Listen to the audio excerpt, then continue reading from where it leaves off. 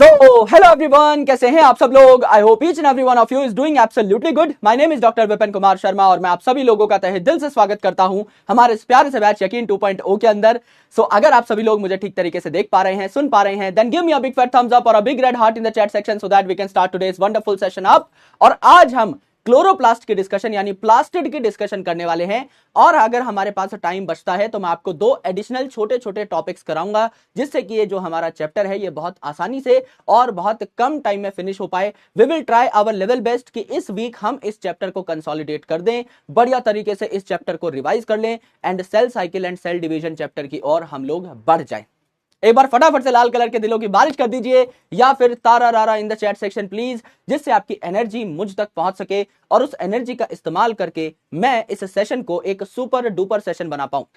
Good afternoon everyone, सभी लोगों का स्वागत है इस सेशन में, सुस्वागतम।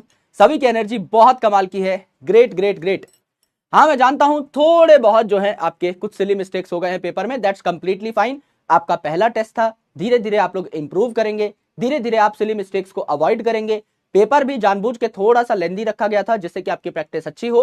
कोई बात नहीं, आपको टाइम मैनेजमेंट भी सिखा दी जाएगी, आपको प्रिसीजन भी सिखा दी जाएगी, आपको एक्यूरेसी भी सिखा दी जाएगी। ओवरऑल आप मेन नीट 2026 का पेपर फोड़ रहे होंगे। छोटी मोटी गलतियों से सीख लेते रहिए और खुश रहिए।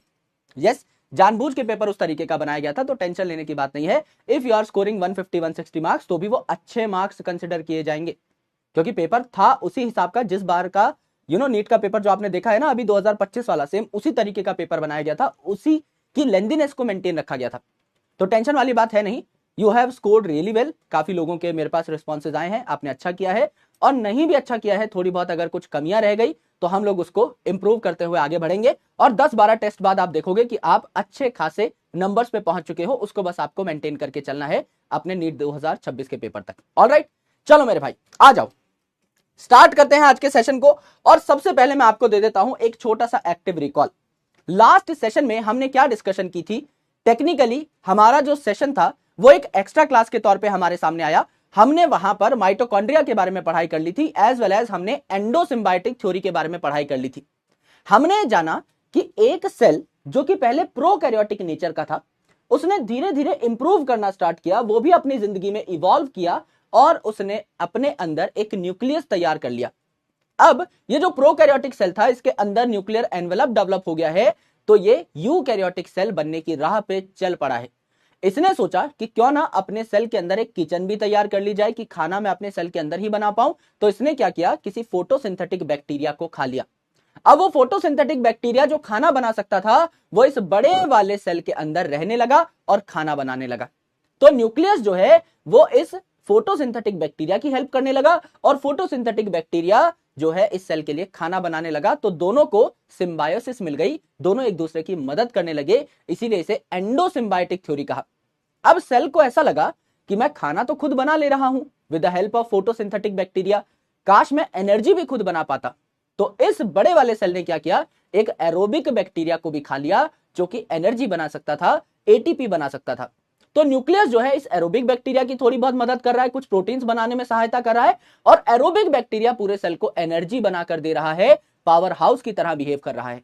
यानी धीरे धीरे जैसे जैसे सेल्स इवॉल्व होते रहे, एक सेल के अंदर खाना भी बनना स्टार्ट हो गया, एनर्जी भी बननी स्टार्ट हो गई और भी कई सारी ऑर्गेनेल्स डेवलप हुई जो कि अलग अलग काम करती हैं। इसे एंडोसिम्बायोटिक थ्योरी हमने कहा। हमने यह भी जाना कि माइटोकॉन्ड्रिया का साइज काफी छोटा होता है, इसीलिए इसे देखने के लिए हमें जानस ग्रीन नाम की डाई का इस्तेमाल करना पड़ता है। जो माइटोकॉन्ड्रिया है इसका नंबर अलग अलग हो सकता है इन डिफरेंट सेल्स। कोई ऐसा सेल जिसमें एनर्जी की खूब सारी रिक्वायरमेंट है वहां ज्यादा माइटोकॉन्ड्रिया होंगे और बड़े बड़े माइटोकॉन्ड्रिया होंगे, और कोई ऐसे सेल्स जहां एनर्जी की काफी कम रिक्वायरमेंट है वहां कम माइटोकॉन्ड्रिया आपको देखने को मिल रहे होंगे। उसके अलावा हमने माइटोकॉन्ड्रिया का स्ट्रक्चर बनाया, आउटर मेम्ब्रेन बनाई, इनर मेम्ब्रेन बनाई, इनर मेम्ब्रेन में इनफोल्डिंग्स बनाई जिसे हमने क्रिस्टे कहा, जो कि माइटोकॉन्ड्रिया का सरफेस एरिया बढ़ाती हैं। इनर मेम्ब्रेन का सरफेस एरिया बढ़ेगा तो उस पे ज्यादा ऑक्सीजोम्स यानी F0 F1 पार्टिकल्स बैठ पाएंगे और ज्यादा एनर्जी बन पाएगी, इसीलिए हम माइटोकॉन्ड्रिया को पावर हाउस कहते हैं। बीच में मैट्रिक्स है जहां पर आपका डबल स्ट्रैंडेड सर्कुलर डीएनए पाया जाएगा, कुछ आरएनए के पीसेस पाए जाएंगे, 70S टाइप का राइबोसोम पाया जाएगा और कुछ प्रोटीन्स भी बन रहे होंगे। ये सारी बातें हम लोग डिस्कस कर चुके हैं। अब इसी को रेफरेंस मानकर हम प्लास्टिड की कहानी शुरू करने वाले हैं। तो आराम से अपने नोट्स जो है उनको बढ़िया तरीके से आपको तैयार कर लेना है। एक एक पॉइंट आपको लिखा लिखा कर समझाया जाएगा, तो टेंशन लेने की कोई जरूरत है नहीं मेरे दोस्त। Let's discuss about plastids. It is a very important topic from examination point of view, और खूब सारे सवाल जो है प्लास्टिड से पूछे जाते हैं लगभग हर साल। क्या क्या सवाल आएंगे ये भी मैं आपको बता दूंगा, तो टेंशन लेने की आवश्यकता नहीं है, बस साथ साथ नोट्स बनाते रहिए। प्लास्टिड जो है कहां पाए जाएंगे खुद बताइए। आपको पता है chloroplast is also a type of plastid. Sir पे लगाइए नारियल का तेल और घुस जाइए नाम में, क्लोरोप्लास्ट, प्लास्टिड। प्लास्ट शब्द आ रहा है, बिल्कुल आ रहा है। तो क्लोरोप्लास्ट भी एक तरीके का प्लास्टिड ही है, जो कहां पाया जाता है, प्लांट सेल्स में पाया जाता है ना, जो कि आपका फोटोसिंथेटिक ऑर्गेनिजम्स में पाया जाता है। तो ये जो प्लास्टिड है it is found in plant cells या in all plants and euglenoids. Sir ये यूग्लिनॉइड्स क्या होते हैं? वैसे तो आपको पता होना चाहिए, बट जैसा मैंने कहा कि मैं ये मान के चल रहा हूं कि आपको कुछ भी नहीं पता बायोलॉजी के बारे में। So what are these euglenoids?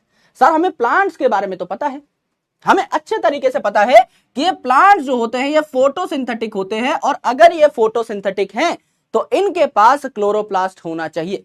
यह बात तो हमें बचपन से पता है। लेकिन सर ये यूग्लिनॉइड नाम की चीज क्या है? तो यूग्लिनॉइड जो है इट इज अ कैटेगरी। ये यूग्लिनॉइड नाम की कैटेगरी जो है ये आप कहां पढ़ेंगे? प्रोटिस्टा में। चैप्टर बायोलॉजिकल क्लासिफिकेशन जब पढ़ाऊंगा ना तो आपको यूग्लिनॉइड्स के बारे में बताऊंगा। तो euglenoids are basically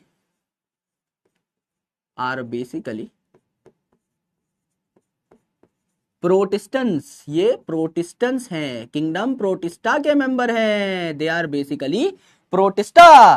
for example अगर आप यूग्लिनॉइड का एग्जाम्पल लिखना चाहें तो यूग्लिनॉइड का सबसे खास एग्जाम्पल क्या हो जाएगा? सर नाम से ही ब्रेक कर लेंगे। सबसे फेमस जो यूग्लिनॉइड है इसका नाम है यूग्लिना। और ये जो यूग्लिना है इसके बारे में आप आगे पढ़ेंगे। इसे कहते हैं हम लोग एक मिक्सोट्रॉफिक ऑर्गेनिज्म। क्या कहते हैं? Mixotrophic organism. और मिक्सोट्रॉफिक ऑर्गेनिज्म का मतलब क्या हुआ? सर ये भी हमें नाम से ही पता लग जाएगा। सर ऐसे ऑर्गेनिज्म जो अपना खाना खुद बना सकते हैं उन्हें हम कहते हैं फोटोट्रॉफिक, या इन्हें हम कहते हैं ऑटोट्रॉफिक। और ऐसे ऑर्गेनिज्म जो अपना खाना खुद नहीं बना सकते उन्हें हम कहते हैं हेट्रोट्रॉफिक। अब ये मिक्सो है, यानी यहां पर कैरेक्टर्स मिक्स हो गए हैं। तो क्या ये प्लांट और एनिमल दोनों की तरह बिहेव कर रहा होगा? यस गुरुजी बिल्कुल कर रहा होगा। इसीलिए इसे क्या कह डाला? मिक्सोट्रॉफिक ऑर्गेनिज्म कह डाला। मिक्सोट्रॉफिक ऑर्गेनिज्म कह डाला। अगर सनलाइट प्रेजेंट है, अगर सनलाइट प्रेजेंट है तो ये जो आपका यूग्लिना है ये क्या करेगा? अगर सनलाइट प्रेजेंट है तो ये यूग्लिना क्या करेगा? फोटोसिंथेसिस करेगा। लाइट प्रेजेंट है यानी फोटो प्रेजेंट है तो क्या ये फोटोसिंथेसिस करेगा? प्लांट की तरह बिहेव करेगा? अपना खाना स्वयं बनाएगा? बिल्कुल बनाएगा। तो it behaves as a plant. क्या ये प्लांट की तरह बिहेव करेगा? यस गुरुजी प्लांट की तरह बिहेव करेगा। दूसरी इंपॉर्टेंट चीज, अगर समझ लीजिए आसपास सनलाइट नहीं है, धूप नहीं निकली, अगर सनलाइट एब्सेंट है, ये खाना नहीं बना पाएगा, फोटोसिंथेसिस नहीं कर पाएगा, तो क्या ये भूखा मर जाएगा? नहीं गुरुजी भूखा नहीं मरेगा। इट प्रिडेट्स स्मॉलर ऑर्गेनिजम्स, छोटे छोटे सेल्स को खा लेगा। इट प्रिडेट्स स्मॉलर ऑर्गेनिजम्स, प्रिडेशन करेगा यानी शिकारी बन जाएगा। इसका मतलब it will behave like animals. क्या ये एनिमल की तरह काम करेगा? It will behave like animals. क्या ये एनिमल की तरह काम कर रहा होगा? यस गुरुजी ये एनिमल्स की तरह काम कर रहा होगा। देयरफॉर आपके ये जो यूग्लिनॉइड्स हैं या आपका ये जो यूग्लिना है इसे क्या कहा जाता है? It is called as connecting link between plants and animals. It is called as connecting link between plants and animals। अगर इस यूग्लिना को सनलाइट मिली हुई है तो ये प्लांट की तरह बिहेव करेगा। अगर इसे सनलाइट नहीं मिली हुई है तो ये शिकारी की तरह बिहेव करेगा यानी एनिमल की तरह बिहेव करेगा। इसीलिए ये जो यूग्लिना है या यूग्लिनॉइड है इसे कनेक्टिंग लिंक कहा जाता है बिटवीन प्लांट्स एंड एनिमल्स। तो मेरे भाई अगर यूग्लिना सनलाइट की प्रेजेंस में खाना बना पाता है तो मेरे भाई इसमें कुछ तो होगा जो कि खाना बनाने में हेल्प करता है। क्या इसके पास भी जब ये एज अ प्लांट बिहेव करेगा तो इसके पास प्लास्टिड होने चाहिए?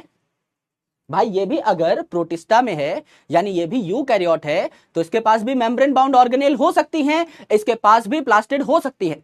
अगर मैं आपसे एक सवाल पूछूं कि बताओ भैया, साइनोबैक्टीरिया भी तो फोटोसिंथेटिक है, तो क्या उसमें प्लास्टिड हो सकता है? नहीं सर, नहीं हो सकता। क्यों? क्योंकि मेरे भाई cyanobacteria is a prokaryotic organism, उसमें तो मेम्ब्रेन बाउंड ऑर्गेनेल्स हो ही नहीं सकती। तो जरूरी नहीं है कि हर फोटोसिंथेटिक ऑर्गेनिजम्स के अंदर प्लास्टिड पाया जाए, क्योंकि कई फोटोसिंथेटिक ऑर्गेनिजम्स तो बैक्टीरिया भी हैं। बैक्टीरिया में कोई मेम्ब्रेन बाउंड स्ट्रक्चर नहीं पाया जाता, वहां कोई क्लोरोप्लास्ट, वहां कोई प्लास्टिड देखने को नहीं मिलेगा। तो आपको क्वेश्चन बहुत समझदारी से पढ़ना है। अगर मैं ऐसी स्टेटमेंट दे दूं कि क्या साइनोबैक्टीरिया में प्लास्टिड पाए जा सकते हैं, सर नहीं पाए जा सकते। क्या दुनिया के सारे फोटोसिंथेटिक ऑर्गेनिजम्स में प्लास्टिड पाए जा सकते हैं? सर नहीं पाए जा सकते। क्या यूकैरियोटिक ऑर्गेनिजम्स जो फोटोसिंथेटिक भी हैं, क्या उनमें प्लास्टिड पाए जा सकते हैं? यस सर, क्योंकि यूकैरियोटिक ऑर्गेनिजम्स हैं तो आपके यहां मेम्ब्रेन बाउंड ऑर्गेनेल्स होंगे, और फोटोसिंथेटिक भी हैं तो प्लास्टिड पाया जा रहा होगा। बहुत जनरल सी बात है। यस, ये आपने देखा, ये आपने सीखा, दिस इज कि प्लास्टिड कहां पाया जाता है। अब मेरे भाई अगला पॉइंट यहां पर गौर से देखिए, अगला पॉइंट यहां पर गौर से देखिए, these plastids are larger than mitochondria. ये माइटोकॉन्ड्रिया से काफी बड़े होते हैं, इनका साइज मैं आपको लिखकर बताऊंगा, डोंट वरी। ये जो आपके प्लास्टिड हैं, they are larger than mitochondria, therefore they do not need to be stained, they do not need to be stained. जैसे माइटोकॉन्ड्रिया पर जानू नाम की डाई डाली थी, जानस ग्रीन नाम की डाई डाली थी, यहां पर कोई डाई नहीं डालनी पड़ेगी, क्योंकि मेरे भाई ये क्या है, लार्जर देन माइटोकॉन्ड्रिया है, ये माइटोकॉन्ड्रिया से काफी बड़े हैं, इसीलिए इनके ऊपर कोई ऐसी डाई नहीं डालनी पड़ेगी। अब मेरे भाई बहुत इंपॉर्टेंट बात है, मैं आपको कंपैरिजन करके दिखा रहा हूं, किसी किताब में नहीं है, हम खुद से करने की कोशिश करेंगे। यहां पर हमने क्या किया मेरे भाई, माइटोकॉन्ड्रिया का साइज लिख लिया है ना, यहां पर हमने क्या लिख लिया, माइटोकॉन्ड्रिया का साइज लिख लिया, माइटोकॉन्ड्रिया का साइज लिख लिया। माइटोकॉन्ड्रिया का डायमीटर बता दो मेरे भाई फटाफट, और लेंथ बता दो, दोनों चीजें बता दो। सर क्लास नहीं चल रही है दोस्त, मेरे सामने क्लास चल रही है, हो सकता है किसी डिवाइस में कोई प्रॉब्लम हो, एक बार रीचेक कर लीजिए आप, है ना, ब्लैक स्क्रीन आ रही है, मैं एक बार अपने फोन में चला के देख लेता हूं। देखो कंप्यूटर तो मेरे सामने ही चल रहा है, तो कोई दिक्कत है नहीं, मैं एक बार अपने फोन में चला के देख लेता हूं, उससे ज्यादा बेटर क्लैरिटी आ जाएगी और कोई दिक्कत रहेगी नहीं। देखो भाई सब कुछ आपके सामने है ना, ये देखो फोन आपके सामने चल रहा है ना, तो मेरे तो दोनों डिवाइसेस में चल रहा है दोस्त। हो सकता है कोई छोटी मोटी प्रॉब्लम हो, क्योंकि बच्चे रिस्पॉन्स भी कर रहे हैं, तो ऐसा तो नहीं है कि किसी को दिखाई नहीं दे रही क्लास, तो कोई दिक्कत नहीं है। अगर आपको नहीं दिखाई दे रही है बाद में रिकॉर्डेड देख लीजिएगा, पर यहां पे फिलहाल सारी चीजें सही चल रही हैं। अच्छा स्लाइड मैप नहीं है, देखो स्लाइड मैप भी लगा रखा है, तो वो प्रॉब्लम भी नहीं आनी चाहिए, एक बार वो भी चेक कर लेंगे, कोई दिक्कत नहीं है। आराम से क्लास देखो यार, छोटी सी क्लास है, आराम से देखिए, कोई दिक्कत वाली बात नहीं। देखो मेरे दोस्त, मैंने यहां पर कहा माइटोकॉन्ड्रिया का साइज है, अगर आप इसकी लेंथ की बात कर लें और अगर आप इसकी विड्थ की बात कर लें, तो लेंथ जो है ये आपकी कितनी थी मेरे भाई, और विड्थ कितनी थी, एक बार फटाफट बता दीजिए। ये जो विड्थ थी, क्या ये आपकी 0.2 to 1 माइक्रोमीटर थी। एवरेज कितना आ रहा था, एवरेज हमने निकाला था गुरुजी, एवरेज वैसे 0.6 आएगा, लेकिन आप 0.5 माइक्रोमीटर बोल दीजिए अकॉर्डिंग टू एनसीईआरटी। सिमिलरली यहां पर लिखा हुआ था लेंथ में 1 से 4.1 माइक्रोमीटर, तो ओवरऑल इसकी जो विड्थ है ये 2.5 माइक्रोमीटर आनी चाहिए। लगा तो ऐसा, अच्छा ओके, एक सेकंड दोस्तों, स्लाइड मैप लग रहा है, एक सेकंड का टाइम दे दीजिए बस, है ना, अभी छोटा मोटा जो इशू है वो हो जाएगा क्रैक।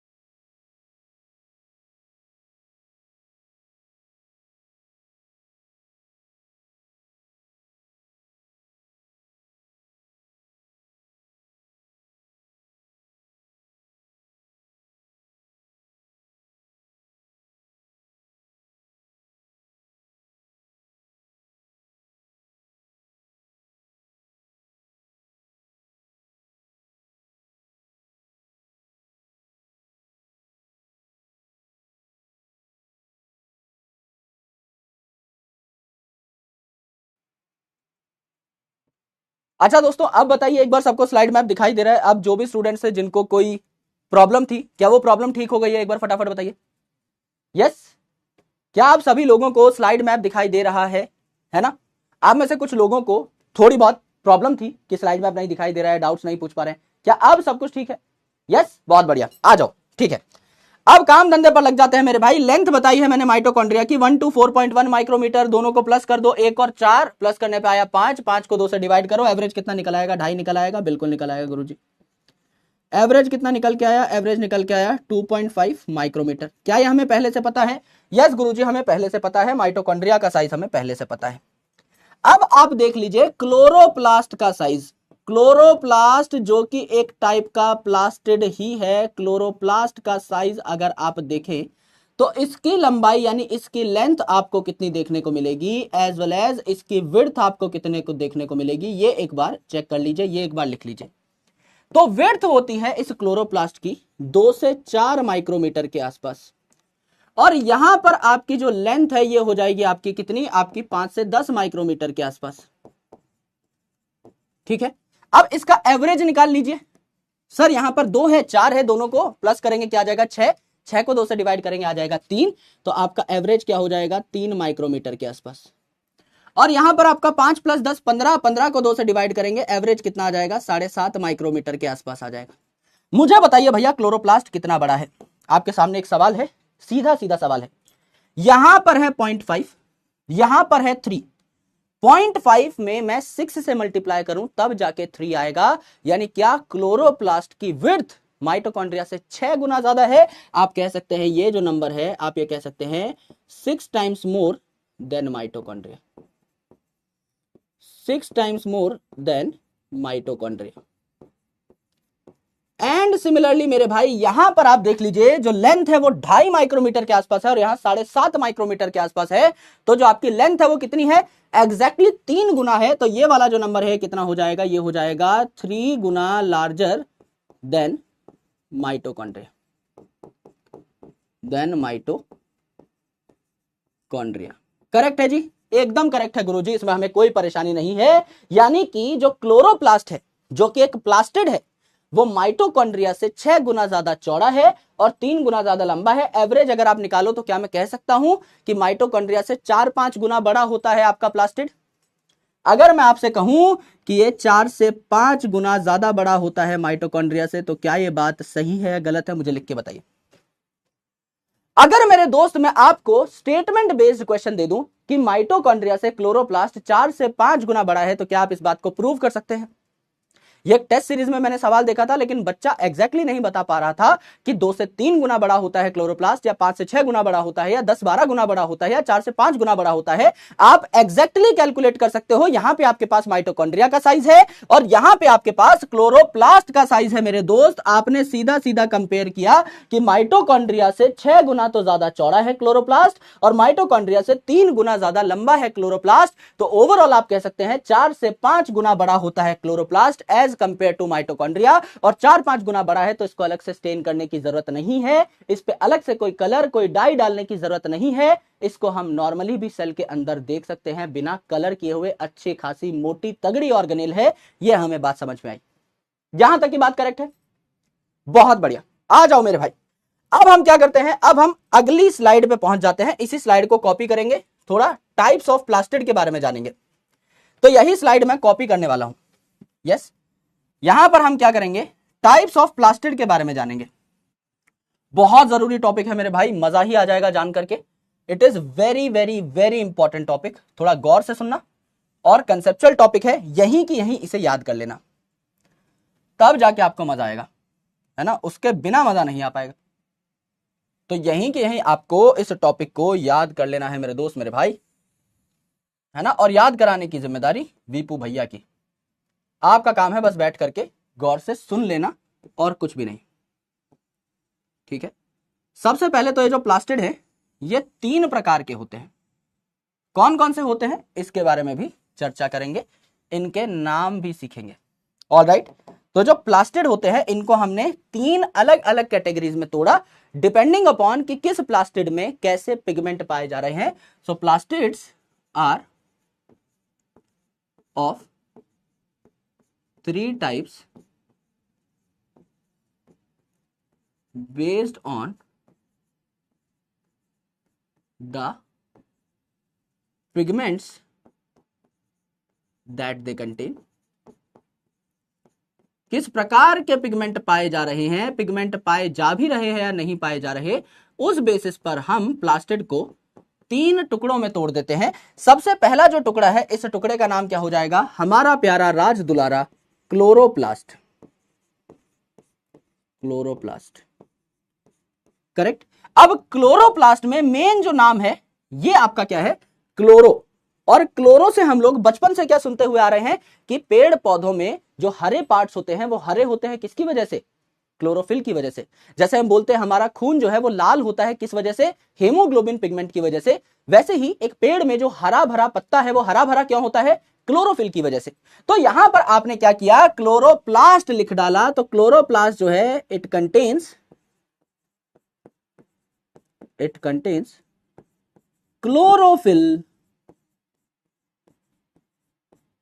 Plus carotenoids. लेकिन ये जो कैरोटिनॉइड्स हैं जो कैरेट को उसका कलर देते हैं, यानी ये थोड़े ऑरेंजिश कलर के, येलो कलर के होते हैं, ये थोड़ा कम होती है इनकी मात्रा। मेन मात्रा जो है किसकी है, मेन मात्रा आपकी किसकी है, क्लोरोफिल की ही है। इसीलिए ज्यादातर ये कैसे दिखाई देंगे, हरे भरे दिखाई देंगे। कैरोटिनॉइड भी इनमें होंगे पर बहुत कम, और आपके क्लोरोफिल होंगे इनमें बहुत ज्यादा। समझ लीजिए मेरे हाथ में एक ग्लास है और वो ग्लास जो है हरे कलर के एक शरबत से भरा हुआ है, यानी उस ग्लास में ज्यादातर जो मटेरियल है वो हरा भरा है। उसमें अगर मैं येलो कलर के शरबत के कुछ ड्रॉप्स डाल दूं तो भी ओवरऑल कलर जो है मुझे हरा भरा ही दिखाई देगा। यानी क्लोरोफिल के साथ अगर थोड़ा बहुत कैरोटिनॉइड प्रेजेंट भी है तो भी आपको मेजर कलर जो है पत्तों का वो कैसा दिखाई देगा, हरा ही दिखाई देगा। इसे हम कहते हैं द प्रेजेंस ऑफ क्लोरोफिल, है ना। तो क्लोरोप्लास्ट जो है इसमें क्या पाई जाएगी, क्लोरोफिल पाई जाएगी। ये बात आपने सीखा। दूसरी इंपॉर्टेंट चीज जो है क्लोरोप्लास्ट के अलावा वो हो जाएगी आपकी क्रोमोप्लास्ट। अब भैया इसमें कोई संकोच नहीं होना चाहिए, खोपड़ी पे लगा लो नवरत्न का तेल और बताओ क्रोमोप्लास्ट जो है इसका मतलब क्या होगा। गुरुजी आपने चीख चीख के बताया था जब आप क्रोमेटोफोर पढ़ा रहे थे, जब आप क्रोमोसोम बता रहे थे, जब आप क्रोमेटिन का नाम लेते हो आप हमेशा एक शब्द पर फोकस करते हो जिसका नाम है क्रोमा। और क्रोमा का मतलब आपने हमेशा बताया है कलर, यानी ये ऐसा प्लास्टिड है, प्लास्ट शब्द आ रहा है, ये ऐसा प्लास्टिड है जिसमें खूब सारे कलर देखने को मिल रहे हैं। और ये जो कलर है ये किसकी वजह से है, it is due to presence of fat soluble pigments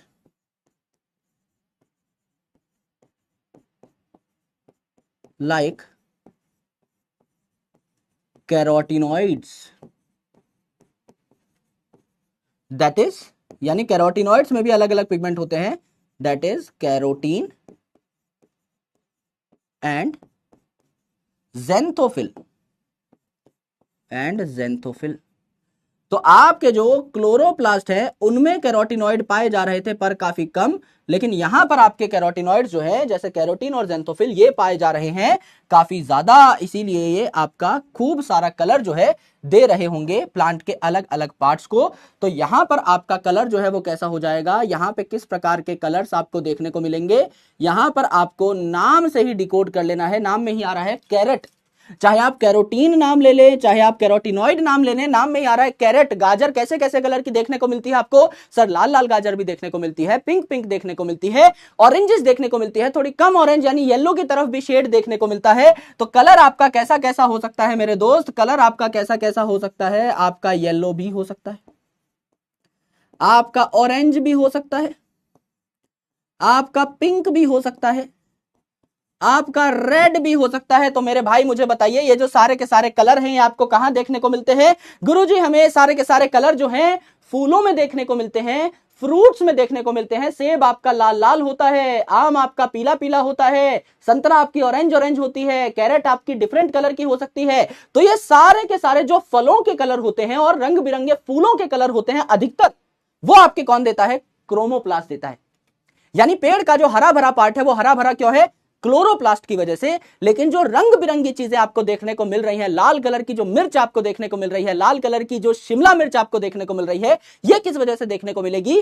chromoplast की वजह से। So it imparts colour on fruits and flowers. It imparts colour on fruits and flowers. Correct है, एकदम करेक्ट है। यहां पे सबसे इंपॉर्टेंट बात जो है वो मैं आपको बता देता हूं। सबसे इंपॉर्टेंट बात है कि ये फैट सॉल्युबल पिगमेंट है। यूजुअली अधिकतर जो पिगमेंट है ये फैट सॉल्युबल ही होते हैं।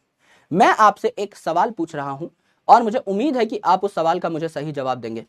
यह सवाल बहुत टेक्निकल है और यह सवाल बहुत कंसेप्चुअल है। मैं इससे आपकी अंडरस्टैंडिंग को भी टेस्ट करूंगा और आपको आइडिया लग जाएगा कि आप कहां स्टैंड करते हैं। यह सवाल बहुत अच्छा है। मैंने आपको बताया कि यूजुअली जो पिगमेंट्स होते हैं दे आर फैट सॉल्युबल, यानी वो लिपिड सॉल्युबल होते हैं। चाहे आप क्लोरोफिल की बात करें, चाहे आप बेसिकली यहां पे कैरोटिनॉइड की बात करें, कैरोटीन की बात करें, ज़ेंथोफिल की बात करें, ये जो पिगमेंट्स होते हैं most of the time they are fat soluble. मुझे एक ऐसे पिगमेंट के बारे में बताइए जो वाटर सॉल्युबल है, जो कि मैं आपको बता चुका हूं पिछले 2-3 लेक्चर्स में ही। फटाफट बताइए, क्या आपको किसी ऐसे पिगमेंट का नाम पता है जो मैंने आपको पिछले 2-3 क्लास में ही पढ़ाया हो, जो कि वाटर सॉल्युबल हो, और मैं आपको उसके वाटर सॉल्युबल होने के पीछे का रीजन भी बताऊंगा?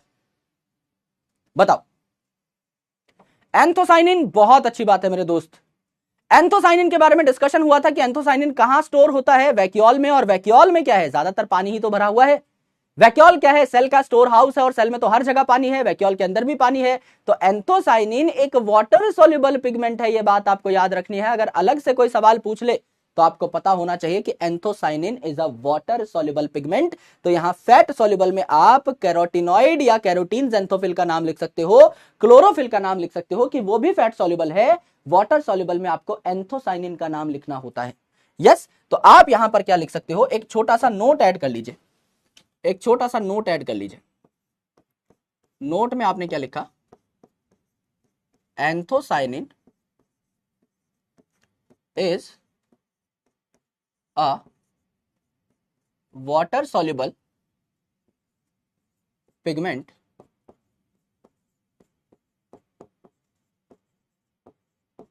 stored in vacuole, stored in vacuole। ये आपका वैक्यूल में स्टोर किया जाता है, ना कि आपका किसी प्लास्टिड में। इसीलिए क्या है? वाटर सॉल्युबल है। ये बात आपने लिख ली। Correct. This is about chromoplast. तो क्लोरोप्लास्ट में है क्लोरोफिल, नाम से ही क्लोरो क्लोरो निकाल लोगे। क्रोमोप्लास्ट में है आपके कैरोटिनॉइड्स, नाम में ही सीआर सीआर आ जाएगा, क्रोमो और कैरोटिनॉइड वाला। एंड इसके बाद आता है आपका मोस्ट इंपॉर्टेंट वन, जिसका नाम है ल्यूकोप्लास्ट। सर पे लगाओ नवरत्न का तेल और मुझे बताओ ल्यूको का मतलब क्या होता है? सर ल्यूको कहीं देखेला तो लगता है। जब हम हमारे ब्लड सेल्स की बात करते हैं, तो जब हम आरबीसी की बात कर रहे होते हैं उसे हम कहते हैं एरिथ्रोसाइट, और जब हम डब्ल्यूबीसी की बात कर रहे होते हैं तो उसे हम कहते हैं प्यार से ल्यूकोसाइट। यानी ल्यूको का मतलब व्हाइट हो गया या कलरलेस हो गया। अगर मेरे भाई ये ल्यूकोप्लास्ट व्हाइट है या कलरलेस है, इसका मतलब इसमें पिगमेंट नहीं पाया जा रहा है, क्योंकि पिगमेंट का काम ही क्या होता है? कलर देना। और ल्यूकोप्लास्ट जो है तो व्हाइट कलर का है, यानी यहां पर पिगमेंट नहीं पाए जा रहे हैं। तो मेरे दोस्त आप यहां पर क्या लिख दोगे? ये जो ल्यूको है इसका मतलब है व्हाइट, या इसका मतलब है कलरलेस। तो आपको यहां से ये समझ में आ गया, if this leucoplast is white और कलरलेस, देयरफॉर आप कह सकते हैं इनमें पिगमेंट एब्सेंट है। इनमें पिगमेंट एब्सेंट है। अगर मेरे भाई यहां पर पिगमेंट एब्सेंट है तो ये प्लास्टिड क्या करता होगा? If pigment is absent, this plastid stores nutrients. ये क्या करता होगा? स्टोर करता होगा अलग अलग प्रकार के न्यूट्रिएंट्स को। तो हमने क्या कर दिया है, ये जो ल्यूकोप्लास्ट है इसको 3 कैटेगरीज में डिवाइड कर दिया। सबसे पहला हो जाएगा आपका अमाइलोप्लास्ट, दूसरा हो जाएगा आपका एल्यूरोप्लास्ट, और तीसरा हो जाएगा आपका क्या? इलायोप्लास्ट। तीसरा क्या हो जाएगा? इलायोप्लास्ट। अब प्लास्ट तो हर चीज के एंड में इसीलिए लगा दिया क्योंकि ये डिफरेंट टाइप के प्लास्टिड है। नाम से डिकोड करने की कोशिश करो मेरे भाई, सारा गेम नाम पे चल रहा है, कुछ रटवा नहीं रहा हूं मैं। क्लोरोप्लास्ट में क्लोरोफिल पाया जाएगा, क्लोरो नाम से डिकोड कर लिया। क्रोमोप्लास्ट में अलग अलग प्रकार के कलरफुल पिगमेंट पाए जाएंगे, जैसे कैरोटिनॉइड, कैरोटीन या जेंथोफिल, जो कि नाम से ही पता लग गया, क्रोमो का मतलब ही होता है कलर। यहां पर ल्यूकोप्लास्ट, ल्यूको का मतलब ही होता है कलरलेस या फिर व्हाइट, यानी इसमें कोई पिगमेंट है नहीं जो कि आपका कलर दे रहा हो, तो यहां पे स्टोरेज होगी अलग अलग न्यूट्रिएंट्स की। अमाइलोप्लास्ट क्या स्टोर करेगा? प्लास्ट का मतलब प्लास्टिड, अमाइलो का मतलब क्या होता है? अमाइलोज, और अमाइलोपेक्टिन यूनिट कहां देखने को मिलती है? स्टार्च की यूनिट है ना। आपने अगर आलू का पराठा खाया तो आलू का पराठा आपके मुंह में ही डाइजेस्ट होना स्टार्ट हो जाएगा। क्यों? क्योंकि आपके मुंह में एक एंजाइम होता है जिसका नाम क्या है? आपके सलाइवा में एक एंजाइम होता है जिसका नाम क्या है? Salivary amylase. ये जो अमाइलो, अमाइलेज, ये सारे जो नाम है स्टार्च से रिलेटेड होते हैं, कार्बोहाइड्रेट से रिलेटेड होते हैं। तो इसीलिए याद रखेगा कि अमाइलोप्लास्ट जो है क्या करेगा? It will store starch. गुरुजी इसमें हमें कोई दिक्कत, कोई परेशानी नहीं है, बचपन से सुनते हुए आ रहे हैं ये चीज। सिमिलरली एल्यूरोप्लास्ट में एल्यूरो स्टैंड्स फॉर प्रोटीन। अब जब आगे चल के मैं आपको मोनोकॉट और डाइकॉट के सीड का स्ट्रक्चर बताऊंगा तो मैं आपको एक लेयर के बारे में पढ़ाऊंगा जिसका नाम है एल्यूरॉन लेयर। तो एल्यूरॉन लेयर बनती है प्रोटीन की। एल्यूरो का मतलब हमेशा प्रोटीन होता है, आज से याद कर लो, कोई दिक्कत वाली बात नहीं है अगर पहले से नहीं पता था तो। एल्यूरो का मतलब ही होता है प्रोटीन। तो एल्यूरोप्लास्ट क्या करेगा? It will store protein. Yes Guruji, it will store protein, कोई दिक्कत, कोई परेशानी वाली बात नहीं है। तीसरी चीज इलायोप्लास्ट। सर इसमें तो कोई हमें लिंक दिखाई नहीं दे रहा है, इलायो तो हमने कभी सुना ही नहीं है। मेरे भाई इलायो नहीं सुना है तो यहां पे ओ आ गया, आई आ गया, एल आ गया, तो it will store oil and fat, बात खत्म। भाई कोई भी स्पेलिंग उठाकर देख लो, ऑयल सिर्फ इसी में आ रहा है। ऑयल एंड फैट जो है ये आपका स्टोर करेगा। ऑयल और फैट दोनों लिपिड के ही टाइप है, तो ऑयल कौन स्टोर करेगा? इलायोप्लास्ट। सिंपल सी बात है, कोई दिक्कत इसमें नहीं आनी चाहिए। यानी अगर मैं आपको नाम से ही डिकोड करके बताऊं इस पूरे के पूरे आर्टिकल को, तो अभी तक मैंने आपको पिछली स्लाइड में सिर्फ 2 बातें बताई हैं। पहली बात मैंने आपको यह बताई कि आपका जो प्लास्टिड है ये प्लांट के साथ साथ यूग्लिनॉइड्स में भी पाया जाता है, क्योंकि यूग्लिनॉइड्स अगर सनलाइट प्रेजेंट है तो फोटोसिंथेसिस दिखाते हैं, यानी उनमें भी फोटोसिंथेटिक पिगमेंट्स पाए जाने चाहिए। क्योंकि पिगमेंट का काम ही क्या होता है? लाइट को कैप्चर करना, राइट, लाइट को ट्रैप करना। तो जाहिर सी बात है पिगमेंट जिन ऑर्गेनिजम्स में होंगे वही लाइट एनर्जी को ट्रैप कर पाएंगे और खाना बना पाएंगे। इस पॉइंट को अगर आप लिखना चाहें तो यहां पे साइड में कहीं लिख सकते हैं कि पिगमेंट जो है, function of pigment is to trap light. आप चाहो तो लिख सकते हो function of pigments is to trap light. अगर आपको लाइट को ट्रैप करना है तो आपको पिगमेंट्स की जरूरत पड़ेगी। अलग अलग पिगमेंट्स अलग अलग क्वालिटी ऑफ लाइट को क्या कर सकते हैं? ट्रैप कर सकते हैं, या फोटोसिंथेसिस चैप्टर में पढ़ रहे होंगे और बहुत अच्छे तरीके से जान रहे होंगे। तो हमने देखा पिछली स्लाइड में कि एक बात यह थी कि आपके जो प्लास्टिड है वो प्लांट के साथ साथ यूग्लिनॉइड में भी पाए जा सकते हैं। दूसरी बात यह थी कि जो आपके प्लास्टिड है उनका साइज माइटोकॉन्ड्रिया से 4-5 गुना बड़ा होता है। यहां पर आकर हमने देखा कि प्लास्टिड 3 टाइप के हो सकते हैं।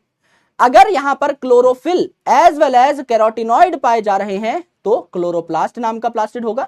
दूसरा, अगर यहां पर कैरोटिनॉइड्स ज्यादा मात्रा में पाए जा रहे हैं जैसे कैरोटीन और जेंथोफिल, रंग बिरंगे पिगमेंट्स अगर पाए जा रहे हैं तो इसे क्रोमोप्लास्ट कहा जाएगा, जहां यूजुअली फैट सॉल्युबल पिगमेंट्स पाए जाते हैं।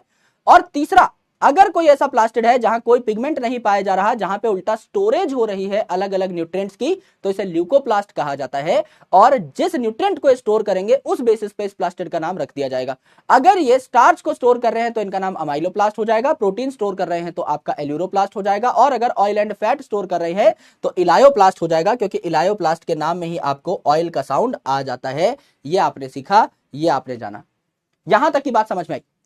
अब मुझे एक बात बताओ मेरे दोस्त, इतनी बढ़िया बात बताऊंगा, नीट का पीवाईक्यू है, लेकिन यूं सॉल्व करेंगे, चुटकियों में और लॉजिक से सॉल्व करेंगे, क्योंकि रटने से काम नहीं चलेगा। सारी चीजें लॉजिकल होनी चाहिए, कंसेप्चुअल होनी चाहिए। आराम से मेरी बात सुनना। आपने एक मिर्ची को देखा होगा, देगी मिर्च का तड़का, अंग अंग फड़का। कई बार फड़का भी होगा तुम्हारा अंग भैया, बहुत जबरदस्त, जब गोलगप्पे खा लिए होंगे, आंख से पानी, नाक से पानी, बहुत भयंकर तरीके से जो है सच में मिर्ची तुम्हारा जीना हराम कर सकती है अगर तुम एक्स्ट्रा क्वांटिटी में ले लो तो। अब मेरे दोस्त, ये जो मिर्ची है हरे कलर की, ये लाल कलर की भी हो जाती है पकने के बाद। यस गुरुजी, हो तो जाती है। इसका मतलब जब मिर्ची हरी भरी थी तो क्या उसमें क्लोरोफिल ज्यादा था? यस गुरुजी ज्यादा था। लेकिन मेरे गुरुजी जब आप इसको कन्वर्ट कर दे रहे हो लाल मिर्ची में, इसका मतलब इसमें कैरोटीनॉइड ज्यादा हो गए। यस, तो क्या क्लोरोप्लास्ट क्रोमोप्लास्ट में कन्वर्ट हो सकता है? यस गुरुजी हो सकता है। एक ऐसी ऑर्गेनेल जो एक दूसरे में कन्वर्ट हो जाए, डिफरेंट प्लास्टिड क्या एक दूसरे में कन्वर्ट हो सकते हैं? समझ लीजिए कोई प्लास्टिड है जिसमें अब स्टोरेज की रिक्वायरमेंट बढ़ गई है, तो क्या वो आपका ल्यूकोप्लास्ट में कन्वर्ट हो जाएगी? भाई मुझे रंग दिखा के कोई फायदा नहीं है, अब मुझे करना है स्टोरेज, तो क्या मैं ल्यूकोप्लास्ट में कन्वर्ट हो जाऊंगा? हो जाऊंगा। यानी ये जो डिफरेंट प्लास्टिड हैं they can convert into each other, they can inter convert. क्या ये बात हम लोग मिर्ची के एग्जांपल से याद कर सकते हैं खुद ही खुद? क्या याद करने की जरूरत है? नहीं गुरुजी, है ना। These plastids can inter convert, can inter convert into each other। जैसे क्या कर देते हैं हम भैया, यहां पर हम लोग बना लेते हैं मिर्ची का टुंडू। ये मिर्ची का टुंडा बना लिया और इसके बगल में बना दी भैया ताजा ताजा मिर्ची, है ना। अब भैया क्या कर देते हैं, टुंडा तो रख देते हैं ऐसा का ऐसा, और ये जो मिर्ची है इसको बना देते हैं तीखी मिर्ची, भयंकर मिर्ची। इसको हम लोग बना देते हैं किस कलर का? लाल कलर का। लालम लाल कर डाला। यस, अब इनमें भर देते हैं क्या? कलर, रंगेंद्र बाहुबली भर देते हैं। ये मिर्ची पूरी की पूरी हरी है और ये मिर्ची कैसी हो गई भैया? लाल हो गई, भयंकर लाल हो गई। करेक्ट। क्या ये हमको देखने को मिला? देखने को मिला गुरुजी, कोई दिक्कत नहीं है। यहाँ पे आपकी पूरी मिर्ची जो है हरी भरी है और यहाँ पे आपकी मिर्ची जो है इसका टुंडा हरा भरा है, बस बाकी ये लाल हो गई। तो क्या यहाँ आपके जो प्लास्टिड थे उनमें कुछ कन्वर्जन आया? यहां पे आप कह सकते हैं आपके क्लोरोप्लास्ट खूब थे, यहां पे आपके क्लोरोप्लास्ट खूब थे। यहां आपके क्या है? क्रोमोप्लास्ट खूब है, क्रोमोप्लास्ट खूब है ना। तो यहां एक पिगमेंट होता है जिसको लाइकोपीन कहते हैं, LYCOPENE, जो लाल कलर देता है टमाटर को, मिर्ची को, इन सारी चीजों को, राइट। तो that is also type of pigment present in chromoplast. जैसे क्लोरोप्लास्ट में क्लोरोफिल पाया जा रहा है, ऐसे क्रोमोप्लास्ट में आपके कैरोटीनॉइड, जेंथोफिल, कैरोटीन, लाइकोपीन, ये सब पाए जा सकते हैं। तो यहां पे आपका ये जो है क्रोमोप्लास्ट, इसमें कौन सा पिगमेंट है? लाइकोपीन, जो कि रेड कलर देता है। तो आप लिख भी सकते हो ये जो रेड कलर है किसने दे दिया? लाइकोपीन ने दे दिया, लाइकोपीन ने दे दिया। कोई भी लाल कलर की चीज दिखे किसने बनाई? लाइकोपीन ने बनाई। यहां तक की बात समझ में आ गई मेरे भाई? अभी तक हमने प्लास्टिड का एक जनरल इंट्रोडक्शन ले लिया है, अभी तक हमने प्लास्टिड के टाइप्स देख लिए हैं। ये हमारी प्लास्टिड की डिस्कशन कंप्लीट हुई है। अब हमें इन सब के बारे में डिस्कशन नहीं करनी है, ओनली एंड ओनली क्लोरोप्लास्ट का हमको डिटेल्ड स्ट्रक्चर देखना है। तो हम पहले क्लोरोप्लास्ट के बारे में बात करेंगे कि इसका साइज क्या है, ऑलरेडी जान चुके हैं, थोड़ा सा और लिख लेंगे कि हाँ भाई ये 4 से 5 गुना बड़ा होता है माइटोकॉन्ड्रिया से। उसके बाद हम देखेंगे कि इनका नंबर क्या होता है, कहां कहां पाए जा सकते हैं, किस कलर के होते हैं, and so on. There are a lot of things to be understood about chloroplast. इसके बारे में जानते हैं, देन क्लोरोप्लास्ट का स्ट्रक्चर बनाएंगे, देन हम कुछ क्वेश्चंस करेंगे। अभी इतनी जो हमने बातें जान ली हैं, इसकी एनसीईआरटी हम लोग पढ़ लेते हैं। क्या हम एनसीईआरटी पढ़ने के लिए तैयार हैं? एक बार हाँ या ना बता दो इन द चैट सेक्शन फटाफट, तब तक मैं एनसीईआरटी खोल लेता हूं। देखो मेरे दोस्त, यहां पर प्लास्टिड जो है it is found in all plants. Plants में पाया गया, बिल्कुल पाया गया, एंड यूग्लिनॉइड्स में भी पाया गया। यूग्लिनॉइड्स खाना बना सकते हैं अगर सनलाइट प्रेजेंट है तो, और खाना नहीं बना सकते अगर सनलाइट एब्सेंट है तो। यानी अगर सनलाइट प्रेजेंट है तो ये प्लांट की तरह बिहेव करेंगे, सनलाइट एब्सेंट है तो ये एनिमल की तरह बिहेव करेंगे। इसीलिए इन्हें कहा गया connecting link between plant and animal. तो ये जो यूग्लिनॉइड्स है मेरे भाई, इन्हें कनेक्टिंग लिंक कहा जाता है बिटवीन प्लांट एंड एनिमल। अगर सनलाइट प्रेजेंट है तो ये खाना बनाएंगे क्योंकि लाइट को ट्रैप कर सकते हैं, यानी इनमें भी पिगमेंट पाए जाएंगे, इनमें भी प्लास्टिड पाए जाएंगे।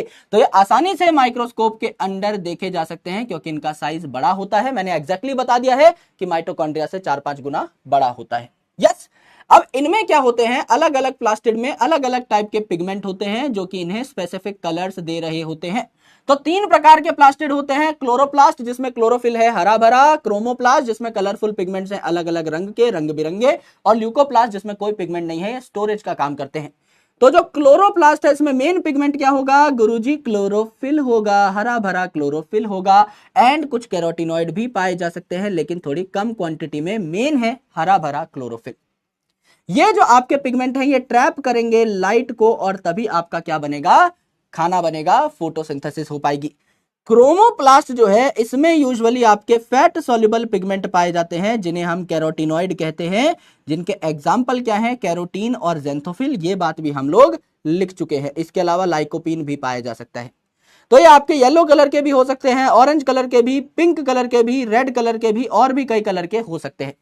ल्यूकोप्लास्ट की अगर आप बात करें तो ल्यूको का मतलब होता है व्हाइट या कलरलेस। तो कुछ ऐसी भी प्लास्टिड हैं जो कलरलेस होती हैं, यानी इनमें पिगमेंट नहीं पाए जाते। तो मेरे दोस्त ये क्या करते हैं? ये स्टोर करते हैं अलग अलग न्यूट्रिएंट्स को। अगर अमाइलोप्लास्ट है तो स्टार्च को स्टोर करेगा, इलायोप्लास्ट है तो OIL का साउंड आ रहा है, ऑयल एंड फैट को स्टोर करेगा। एंड मेरे दोस्त अगर आपका एल्यूरोप्लास्ट है तो ये किसको स्टोर करेगा? प्रोटीन को स्टोर करेगा। ये हम लोगों ने देख डाला, ये हम लोगों ने सीख डाला। यहां तक की बात समझ में आई? इसके अलावा मैंने आपको जनरल साइज भी बता दिया था। अगर आप देखें तो ये जो आपका क्लोरोप्लास्ट है इसका साइज भी बड़ा छोटा हो सकता है, वेरिएबल लेंथ हो सकती है, लेकिन अगर आप देखें तो जनरली 5 से 10 माइक्रोमीटर लेंथ होती है, यानी एवरेज 7.5 माइक्रोमीटर। माइटोकॉन्ड्रिया से 3 गुना बड़ी। एंड विड्थ अगर आप देखें तो 2 से 4 माइक्रोमीटर होती है, एवरेज निकलेगी 3 माइक्रोमीटर, यानी माइटोकॉन्ड्रिया से 6 गुना बड़ी। यानी ओवरऑल क्लोरोप्लास्ट जो है 4 से 5 गुना बड़ा होता है माइटोकॉन्ड्रिया से। ये आपने सीखा, ये आपने जाना। ठीक है, इतनी बात हमने जान ली है। अब हम थोड़ा सा और आगे बढ़ेंगे और कुछ मस्त मस्त बातें करेंगे। अब हम क्लोरोप्लास्ट से संबंधित कुछ बढ़िया बढ़िया बातें करने वाले हैं और उसके बाद हम क्लोरोप्लास्ट का स्ट्रक्चर बनाएंगे और उसके बाद हमारा ये जो सेमी ऑटोनॉमस ऑर्गेनेल वाला पार्ट है ये खत्म हो जाएगा। यानी mitochondria we have already discussed, chloroplast की डिस्कशन हमारी आज वैसे खत्म हो जाएगी। फिर कुछ छोटे मोटे टॉपिक्स आपके बचेंगे जिनको हम एक एक करके डिस्कस कर रहे होंगे। ऑलराइट, आ जाओ मेरे भाई, क्वेश्चन थोड़ा बाद में सॉल्व करेंगे, पहले क्लोरोप्लास्ट की जनरल बातें कर लेते हैं, देन इसके स्ट्रक्चर के बारे में चर्चा कर रहे होंगे। आओ मेरे दोस्त, सबसे पहले अगर मैं क्लोरोप्लास्ट की बात करूं तो इसमें पिगमेंट्स कौन से पाए जाएंगे? पिगमेंट्स बता दो भैया, मेन पिगमेंट कौन सा पाया जाएगा? अभी अभी लिखा था गुरुजी, कोई बात नहीं फिर लिख लो। पिगमेंट्स कौन कौन से पाए जाएंगे? सर पिगमेंट्स आपने बताया था कि मेन पाया जाएगा हरा भरा क्लोरोफिल। मेन पिगमेंट पाया जाएगा हरा भरा क्लोरोफिल। एंड इसके अलावा आपके कैरोटिनॉइड्स भी पाए जा सकते हैं, लेकिन ये क्लोरोफिल से थोड़े से कम पाए जाएंगे, कैरोटिनॉइड्स भी आपके पाए जा सकते हैं।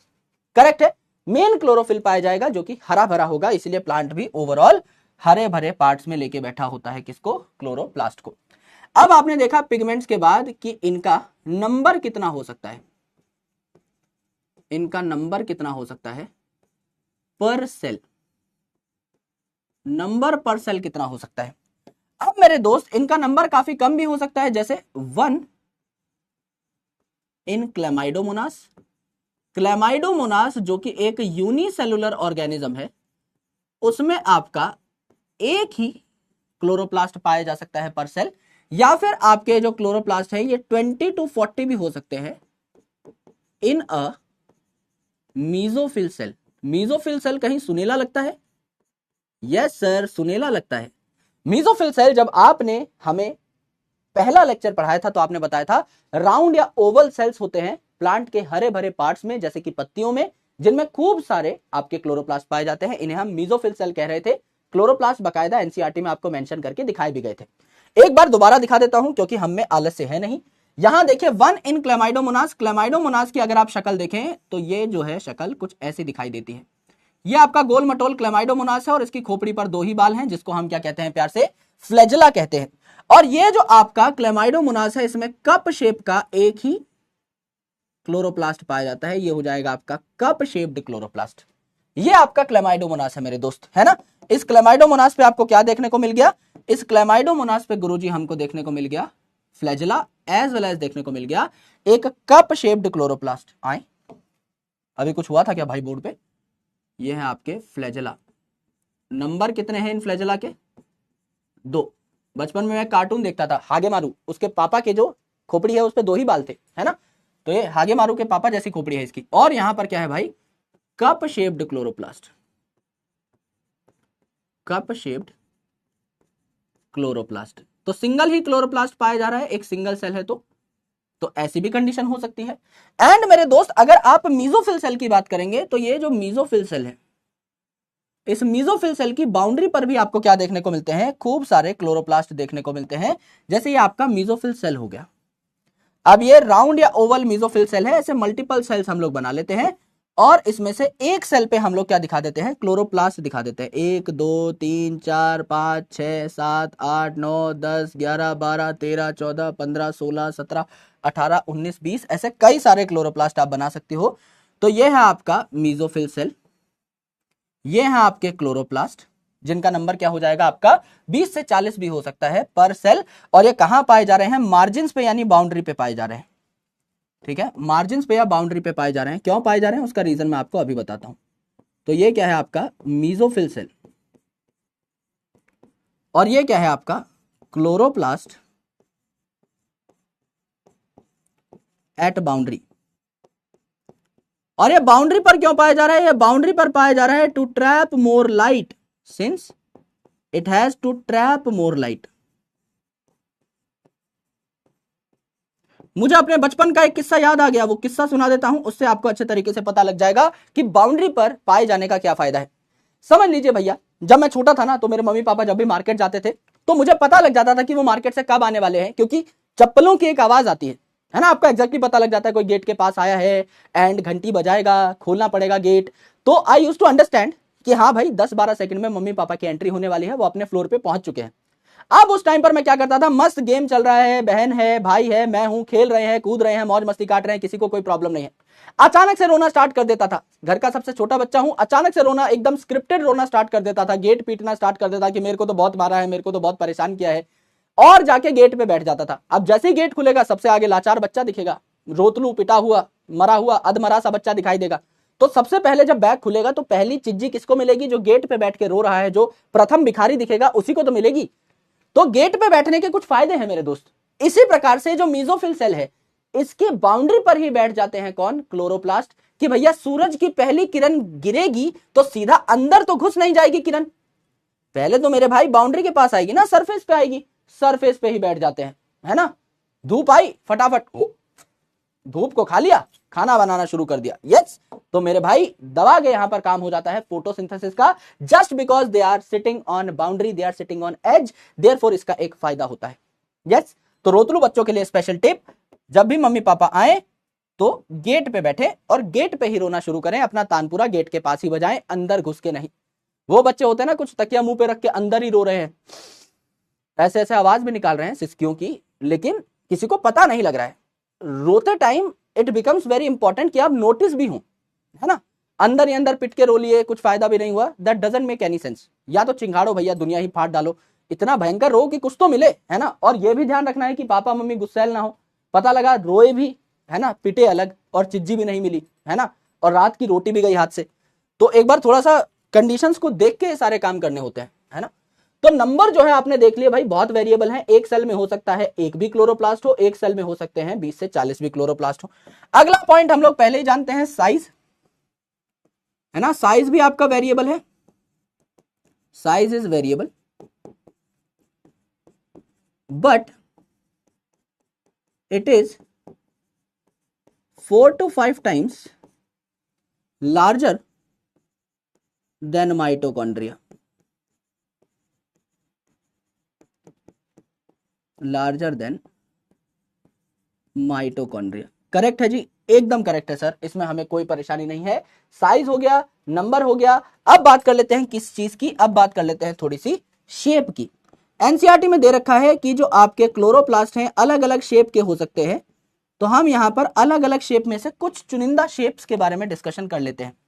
जैसे पहली शेप जो हो गई, ये हो गई आपकी cup shape. Cup shaped chloroplast बताओ किसमें पाया जाएगा सर, अभी आपने बताया था कप शेप्ड पाया जाएगा किसमें, क्लेमाइडोमोनास में, क्लेमाइडोमोनास में कप शेप्ड क्लोरोप्लास्ट पाया जाएगा, बकायदा हमने बनाकर देखा है।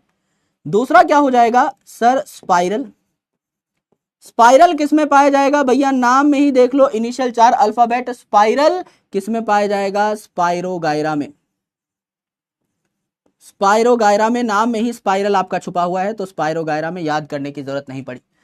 आपका एक ऑर्गेनिज्म है जाइगोनीमा, इसमें क्या पाया जाता है आपका स्टार शेप्ड पाया जाता है, स्टार शेप्ड पाया जाता है ना। इसके अलावा जनरल अगर आप देखें तो जनरल आपका कैसा होता है, जनरल होता है आपका डिस्क लाइक या फिर राउंड या ओवल, इस प्रकार से ये आपकी जनरल शेप्स होती हैं, है ना।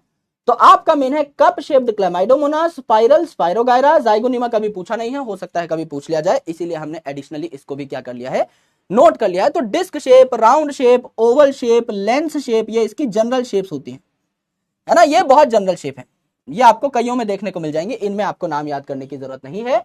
तो आपको क्लोरोप्लास्ट के बारे में मेन कई बातें देखने को मिली, यहां तक की बातें समझ में आई तो बताओ फटाफट। इतनी बातों को हम लोग एनसीईआरटी में देख करके आ जाते हैं, है ना। जनरल बातें करते हैं। देखो एक बार यहां पर देखिए, ये जो है मेजॉरिटी प्लांट में जो क्लोरोप्लास्ट पाए जाएंगे, ये पाए जाएंगे कहां पर, पत्तियों में जो मेसोफिल सेल्स होते हैं उनमें। ये जो क्लोरोप्लास्ट है लेंस शेप भी हो सकते हैं, ओवल शेप भी हो सकता है जो कि जनरल है, गोल मटोल स्फेरिकल शेप भी हो सकता है जो कि जनरल है, डिस्क शेप जो कि अगेन जनरल है, रिबन लाइक या स्पाइरल जो कि स्पाइरोगायरा में देखने को मिलेगा, अलग अलग प्रकार के हो सकते हैं। नंबर भी इनका वेरिएबल हो सकता है, एक भी क्लोरोप्लास्ट पाया जा सकता है, जैसे आपका क्लेमाइडोमोनास के अंदर एक ही कप शेप्ड क्लोरोप्लास्ट है, और 20 से 40 भी इनका नंबर हो सकता है, जैसे कि इन मेसोफिल सेल। ये आपको देखने को मिला। अभी तक की जनरल बातें सारी की सारी डिस्कस हो चुकी हैं, इतनी ही बातें हमको पढ़नी थी। अब हमारा सबसे इंटरेस्टिंग पार्ट आएगा, that is to understand the structure of chloroplast, that is to understand the structure of chloroplast. अब मेरी बात बहुत आराम से सुनना मेरे भाई, बहुत गौर से सुनना। अब जो स्ट्रक्चर आएगा बहुत मजेदार है और बहुत इंपॉर्टेंट है, इसको गौर से सुनना है। यहां तक की बातें एक बार सबने नोट कर ली हैं तो तारा रारा इन द चैट सेक्शन प्लीज फटाफट बता दीजिए। उसके बाद हम लोग थोड़ा सा आगे बढ़ेंगे और चर्चा करेंगे क्लोरोप्लास्ट के स्ट्रक्चर पे। यानी जैसे हमने माइटोकॉन्ड्रिया का स्ट्रक्चर पढ़ा था, वैसे क्लोरोप्लास्ट को हम लोग बनाते रहेंगे, और बनाते बनाते सारी की सारी बड़ी बातचीत हो जाएगी, सारे पॉइंट्स उस डायग्राम के अंदर ही हम लोग लिख रहे होंगे। एंड देन आफ्टर हम लोग काफी सारे क्वेश्चन सॉल्व करेंगे, बिकॉज आज जो मेजर क्वेश्चन हम लोग लेकर आए हैं वो माइटोकॉन्ड्रिया और क्लोरोप्लास्ट के ही हैं। लास्ट लेक्चर रिकॉर्डेड था तो मैंने सोचा कि मैं बहुत ज्यादा क्वेश्चन सॉल्व ना कराऊं या बहुत टफ क्वेश्चन सॉल्व ना कराऊं, क्योंकि वो लाइव में ही समझने में मजा आता है। तो आज हम माइटोकॉन्ड्रिया के भी काफी सवाल करेंगे और क्लोरोप्लास्ट के भी, और अगर हमारे पास टाइम बचता है तो साइटोस्केलेटल एलिमेंट या फिर माइक्रोबॉडीज को भी हम लोग पढ़ डालेंगे, या फिर एक एडिशनल रिकॉर्डिंग भी आपको मिल जाएगी। ऑलराइट, बहुत बढ़िया यार, बहुत बढ़िया, ग्रेट रिस्पॉन्स। आ जाओ मेरे दोस्तों, मेरे भाइयों, सबसे पहले ये जो खाली खाली स्लाइड है तुरुरु तुरुरु, इस पे हम लोग बना लेते हैं एक गोला, है ना। चीटिंग नहीं है भैया, हम तो टेक्नोलॉजिया का प्रयोग कर रहे हैं, है ना। अब तुम्हारे पास नहीं है टेक्नोलॉजिया, कॉपी पे रगड़ के मारो पेन को, और हम यहां पर बना लेते हैं एक अच्छा सा diagram with the help of technology.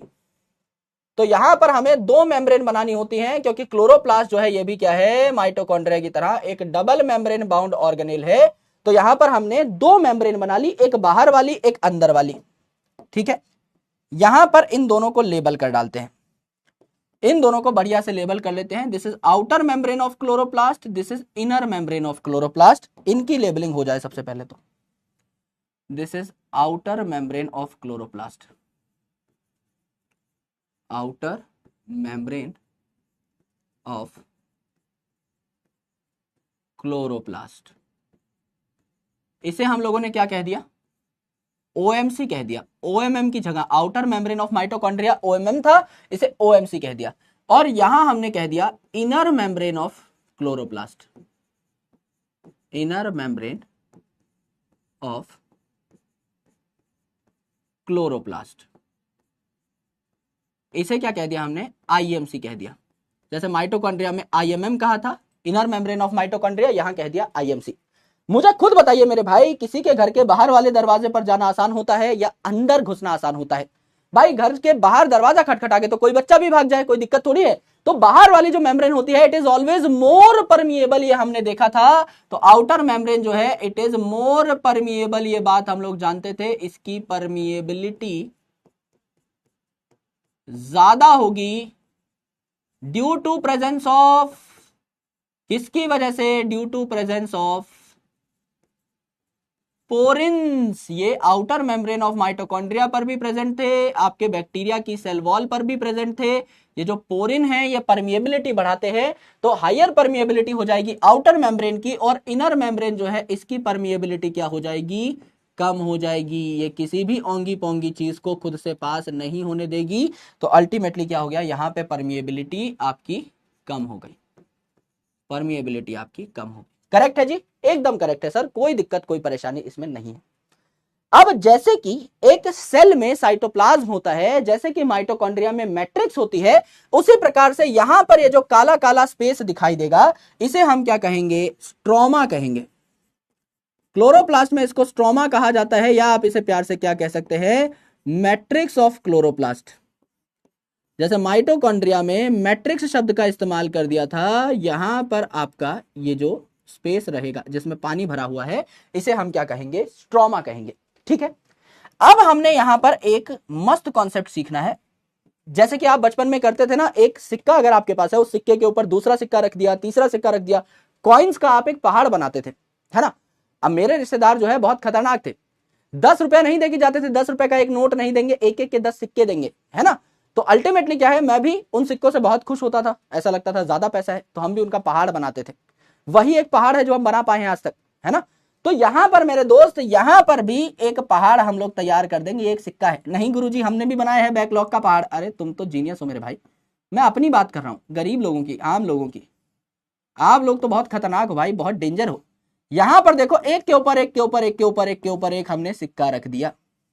ठीक है, ये जो एक सिक्का है, इसको हम लोगों ने क्या कह डाला, ये कबीर सिंह की गर्लफ्रेंड प्रीति सिक्का नहीं है, ये अलग से कॉइन की बात हो रही है, ये कॉइन वाला सिक्का है। इसके ऊपर हमने कई सारे सिक्के रख डाले, है ना, कई सिक्के रख डाले, तो इस सिक्के का एक पहाड़ बन गया है। इस सिक्के के पहाड़ को ग्रेना कहा जाता है, और ये जो एक सिक्का है इसको प्यार से क्या कहा जाता है, थाइलाकॉइड कहा जाता है। क्या कहा जाता है गुरुजी, थाइलाकॉइड कहा जाता है। जोर से बोलो एक बार मन में, क्या कहा जाता है, थाइलाकॉइड।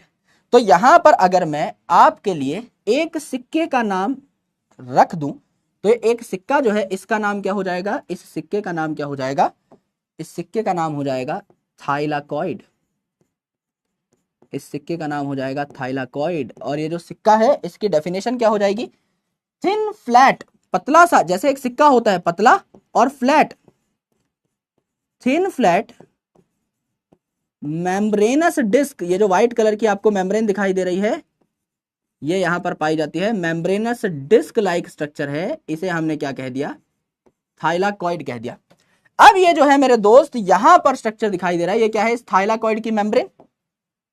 ये क्या है, इस थाइलाकॉइड की मेम्ब्रेन, थाइलाकॉइड की मेम्ब्रेन। और ये जो बीच में आपको स्पेस देखने को मिल रहा है, ये जो आपको इलाका देखने को मिल रहा है, इस थाइलाकॉइड मेम्ब्रेन द्वारा घेरा हुआ ये जो इलाका है, इसको हम लोग क्या कहते हैं, इसको हम कहते हैं थाइलाकॉइड का ल्यूमन। इसको हम कहते हैं थाइलाकॉइड का ल्यूमन, यानी थाइलाकॉइड मेम्ब्रेन द्वारा घेरा हुआ इलाका, इसे हम कहते हैं थाइलाकॉइड्स ल्यूमन। करेक्ट है, एकदम करेक्ट है गुरुजी, यहां पर होगा थाइलाकॉइड का ल्यूमन। और मेरे दोस्त, ये जो आपके इन सिक्कों का मैंने एक पहाड़ बना दिया है, इस सिक्कों के पहाड़ को मैं प्यार से क्या कह दूंगा, इस सिक्कों के पहाड़ को मैं प्यार से क्या कह दूंगा, इस कंप्लीट पहाड़ को मैं क्या कह दूंगा, ग्रेना कह दूंगा। तो एक सिक्का जो है इसको मैंने थाइलाकॉइड कहा, ये जो व्हाइट व्हाइट कलर की है थाइलाकॉइड की मेम्ब्रेन है, अंदर जो काला काला स्पेस है इसे थाइलाकॉइड का ल्यूमन कह दिया, और कई थाइलाकॉइड्स को जब मैंने साथ में जोड़ दिया तो इसे ग्रेना कह दिया। तो ये भी एक ग्रेना है, ये भी एक ग्रेना है, इसके अलावा बचा हुआ पूरा का पूरा जो स्पेस है ये क्या है, आपका स्ट्रोमा है। अब मेरी बात बहुत गौर से सुननी है मेरे दोस्त, बहुत प्यार से सुननी है, ठीक है। ये अगर आपका एक ग्रेना है तो इसको दूसरे ग्रेना से कनेक्ट करने वाली ये जो मेम्ब्रेन है, आराम से सुनिएगा, मैं कह रहा हूं, ये जो आपका एक ग्रेना है इसको दूसरे ग्रेना से कनेक्ट करने वाली ये जो मेम्ब्रेन है, इसको क्या कहा जाएगा, इसको कहा जाएगा स्ट्रोमा लेमेली। क्यों, क्योंकि ये स्ट्रोमा से पास हो रही है। ये जो काला काला इलाका है आसपास, ये स्ट्रोमा है ना, ये जो काला काला इलाका है ये स्ट्रोमा है। तो ये जो मेम्ब्रेन है ये कनेक्ट कर रही है दो ग्रेना को, लेकिन पास हो रही है स्ट्रोमा से, इसीलिए इसका नाम क्या रख दिया, इसीलिए इसका नाम प्यार से क्या रख दिया, स्ट्रोमा लैमेली रख दिया, इसीलिए इसका नाम प्यार से क्या रख दिया, स्ट्रोमा लैमेली रख दिया। तो इसको आप क्या लिख सकते हो, स्ट्रोमा लैमेली लिख सकते हो। क्या लिख दिया आपने, स्ट्रोमा लैमेली, यानी ऐसी मेम्ब्रेन जो आपके दो ग्रेना को कनेक्ट कर रही हो लेकिन आपकी स्ट्रोमा से पास हो रही हो। तो ये जो स्ट्रोमा लैमेली है इसको आप क्या कह सकते हैं, it connects to grana, it connects to grana. अच्छा मेरे भाई, अब मुझे एक बात थोड़ी सी आराम से बता दीजिए, थोड़ी सी प्यार से बता दीजिए, आराम से सुनिएगा। मैं कह रहा हूं कि ये जो आपका क्लोरोप्लास्ट है इसमें लाइट रिएक्शन भी होंगे और डार्क रिएक्शन भी होंगे, जो कि आप फोटोसिंथेसिस में आगे पढ़ोगे, लेकिन फिर भी मैं आपको थोड़ा सा हिंट देना चाह रहा हूं। ये आपका काला काला इलाका है और ये आपकी बैटरी जैसी शक्ल यहां पर दिखाई दे रही है। आपने घड़ी वाला सेल देखा होगा, गोल गोल मर्क्यूरी सेल जो आता है, क्या वो इस एक थाइलाकॉइड जैसा दिखाई देता है? जो आपने गाड़ी की चाबी में डलने वाला सेल देखा होगा, गोल गोल सा सिल्वर कलर का आता है, वो आपका ऐसा ही सिक्के जैसा तो दिखाई देता है ना, छोटा सा सिक्के जैसा। तो ये जो आपका थाइलाकॉइड है लाइट जैसा दिखाई देता है ना, लाइट जलाने वाली बैटरी जैसा दिखाई देता है। तो जो ग्रेना है इसमें कौन से रिएक्शन होंगे, ग्रेना में हमेशा कौन से रिएक्शन होंगे, यहां होते हैं लाइट रिएक्शन, यहां होते हैं लाइट रिएक्शन ऑफ फोटोसिंथेसिस, यहां होते हैं light reaction of photosynthesis. And मेरे दोस्त ये जो स्ट्रोमा है इसमें क्या होगा भैया, यहां पर ये जो स्ट्रोमा है इसमें क्या हो जाएंगे, ये तो डार्क डार्क सा इलाका है ना, काला काला, तो इसमें क्या हो जाएंगे, डार्क रिएक्शन होंगे। मैं बेसिकली कैसे याद कराता हूं, आप भी चाहते हो कि आपको हर कोई बोले डॉक्टर साहब, है ना सर, हम भी चाहते हैं, वेरी गुड, मैं भी चाहता हूं कि किसी दिन तुम्हें डॉक्टर साहब बोलूं। तो यहां पे डीआर का मतलब है डॉक्टर और एस का मतलब होता है स्ट्रोमा। तो यहां पर डॉक्टर साहब से आप याद कर सकते हो कि डार्क रिएक्शन स्ट्रोमा में होते हैं, तो बचा ग्रेना, उसमें ऑटोमेटिकली क्या हो जाएंगे, आपके लाइट रिएक्शन हो जाएंगे। ये आपने देख लिया, मोटी मोटी बात आपको यहां तक समझ में आ जानी चाहिए। अब मेरे दोस्त आपको बढ़िया तरीके से पता है कि ये जो क्लोरोप्लास्ट है ये भी एक सेमी ऑटोनॉमस ऑर्गेनेल है, सेमी ऑटोनॉमस ऑर्गेनेल है।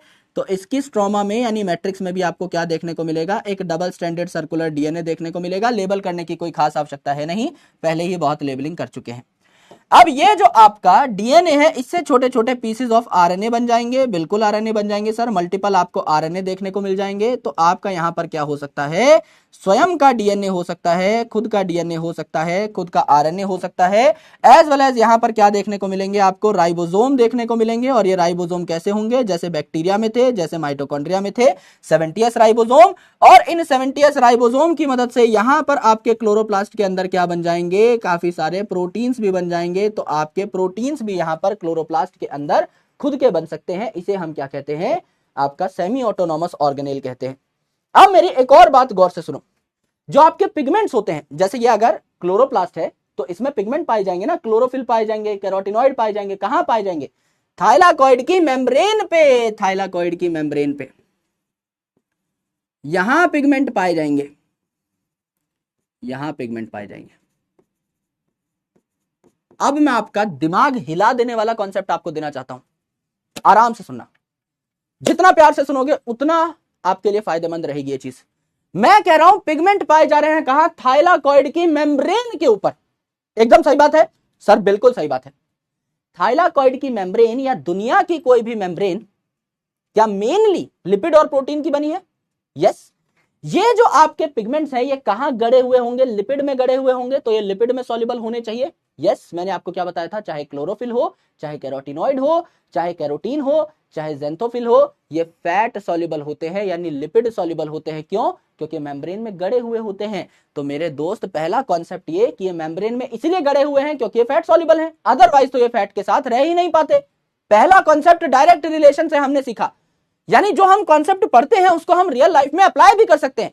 और दूसरी इंपॉर्टेंट चीज मैंने आपको बताई कि ग्रेना जो है इसमें लाइट रिएक्शन होंगे, क्योंकि लाइट एब्जॉर्ब करने का काम किसका है, पिगमेंट का। और पिगमेंट कहां पाए जा रहा है, इस ग्रेना पे, यानी इस थाइलाकॉइड की मेम्ब्रेन पे जो मिलकर ग्रेना बना रहा है। यस, यानी कि लाइट कौन एब्जॉर्ब करेगा, ये पिगमेंट, जो कि ग्रेना के पार्ट हैं। तो ग्रेना का ही तो लाइट से संबंधित काम हुआ, लाइट रिएक्शन कहां हुए, ग्रेना में ही तो हुए। यस गुरुजी, बात समझ में आई। दोनों चीजें आपस में रिलेटेड हैं, यानी रटने की जरूरत नहीं होती। पिछले स्लाइड में तो मैंने आपको रटवाया कि मेरे भाई ज्यादातर पिगमेंट्स आपके फैट सॉल्युबल होंगे, लेकिन अब मैं आपको समझा रहा हूं बिकॉज अब मेरे पास वो पूरा सेटअप है जिससे आपको ये चीजें याद हो सके कि भैया हमें पता है कि ये जो थाइलाकॉइड मेम्ब्रेन है इस पे पिगमेंट गड़े हुए होते हैं और मेम्ब्रेन बनती है लिपिड की, यानी पिगमेंट भी जो है ये लिपिड सॉल्युबल होंगे। पहली बात ये चमकी।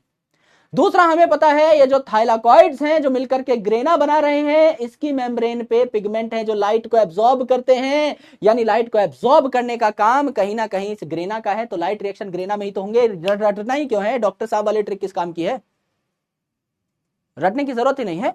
शुरू में एक दो बार याद कराने के लिए आपको बताना पड़ता है, लेकिन हर चीज एकदम डेप्थ में घुस के समझेंगे तब जाके आएगा मजा। यस, यहां तक की बात आपको क्लियर होनी चाहिए। अब एनसीईआरटी की तह तक ले जाता हूं आपको, है ना। अब एनसीईआरटी की अइयां बैयां करने का समय आ चुका है। अब हम पढ़ेंगे द रेशियो ऑफ परमिएबिलिटी। आराम से सुनना मेरे भाई, इतना तगड़ा टॉपिक है। एनसीईआरटी में लाइन मिस हो जाती है अक्सर, अब नहीं होगी। रेशियो ऑफ, या कह सकते हैं comparison of permeability, comparison of permeability.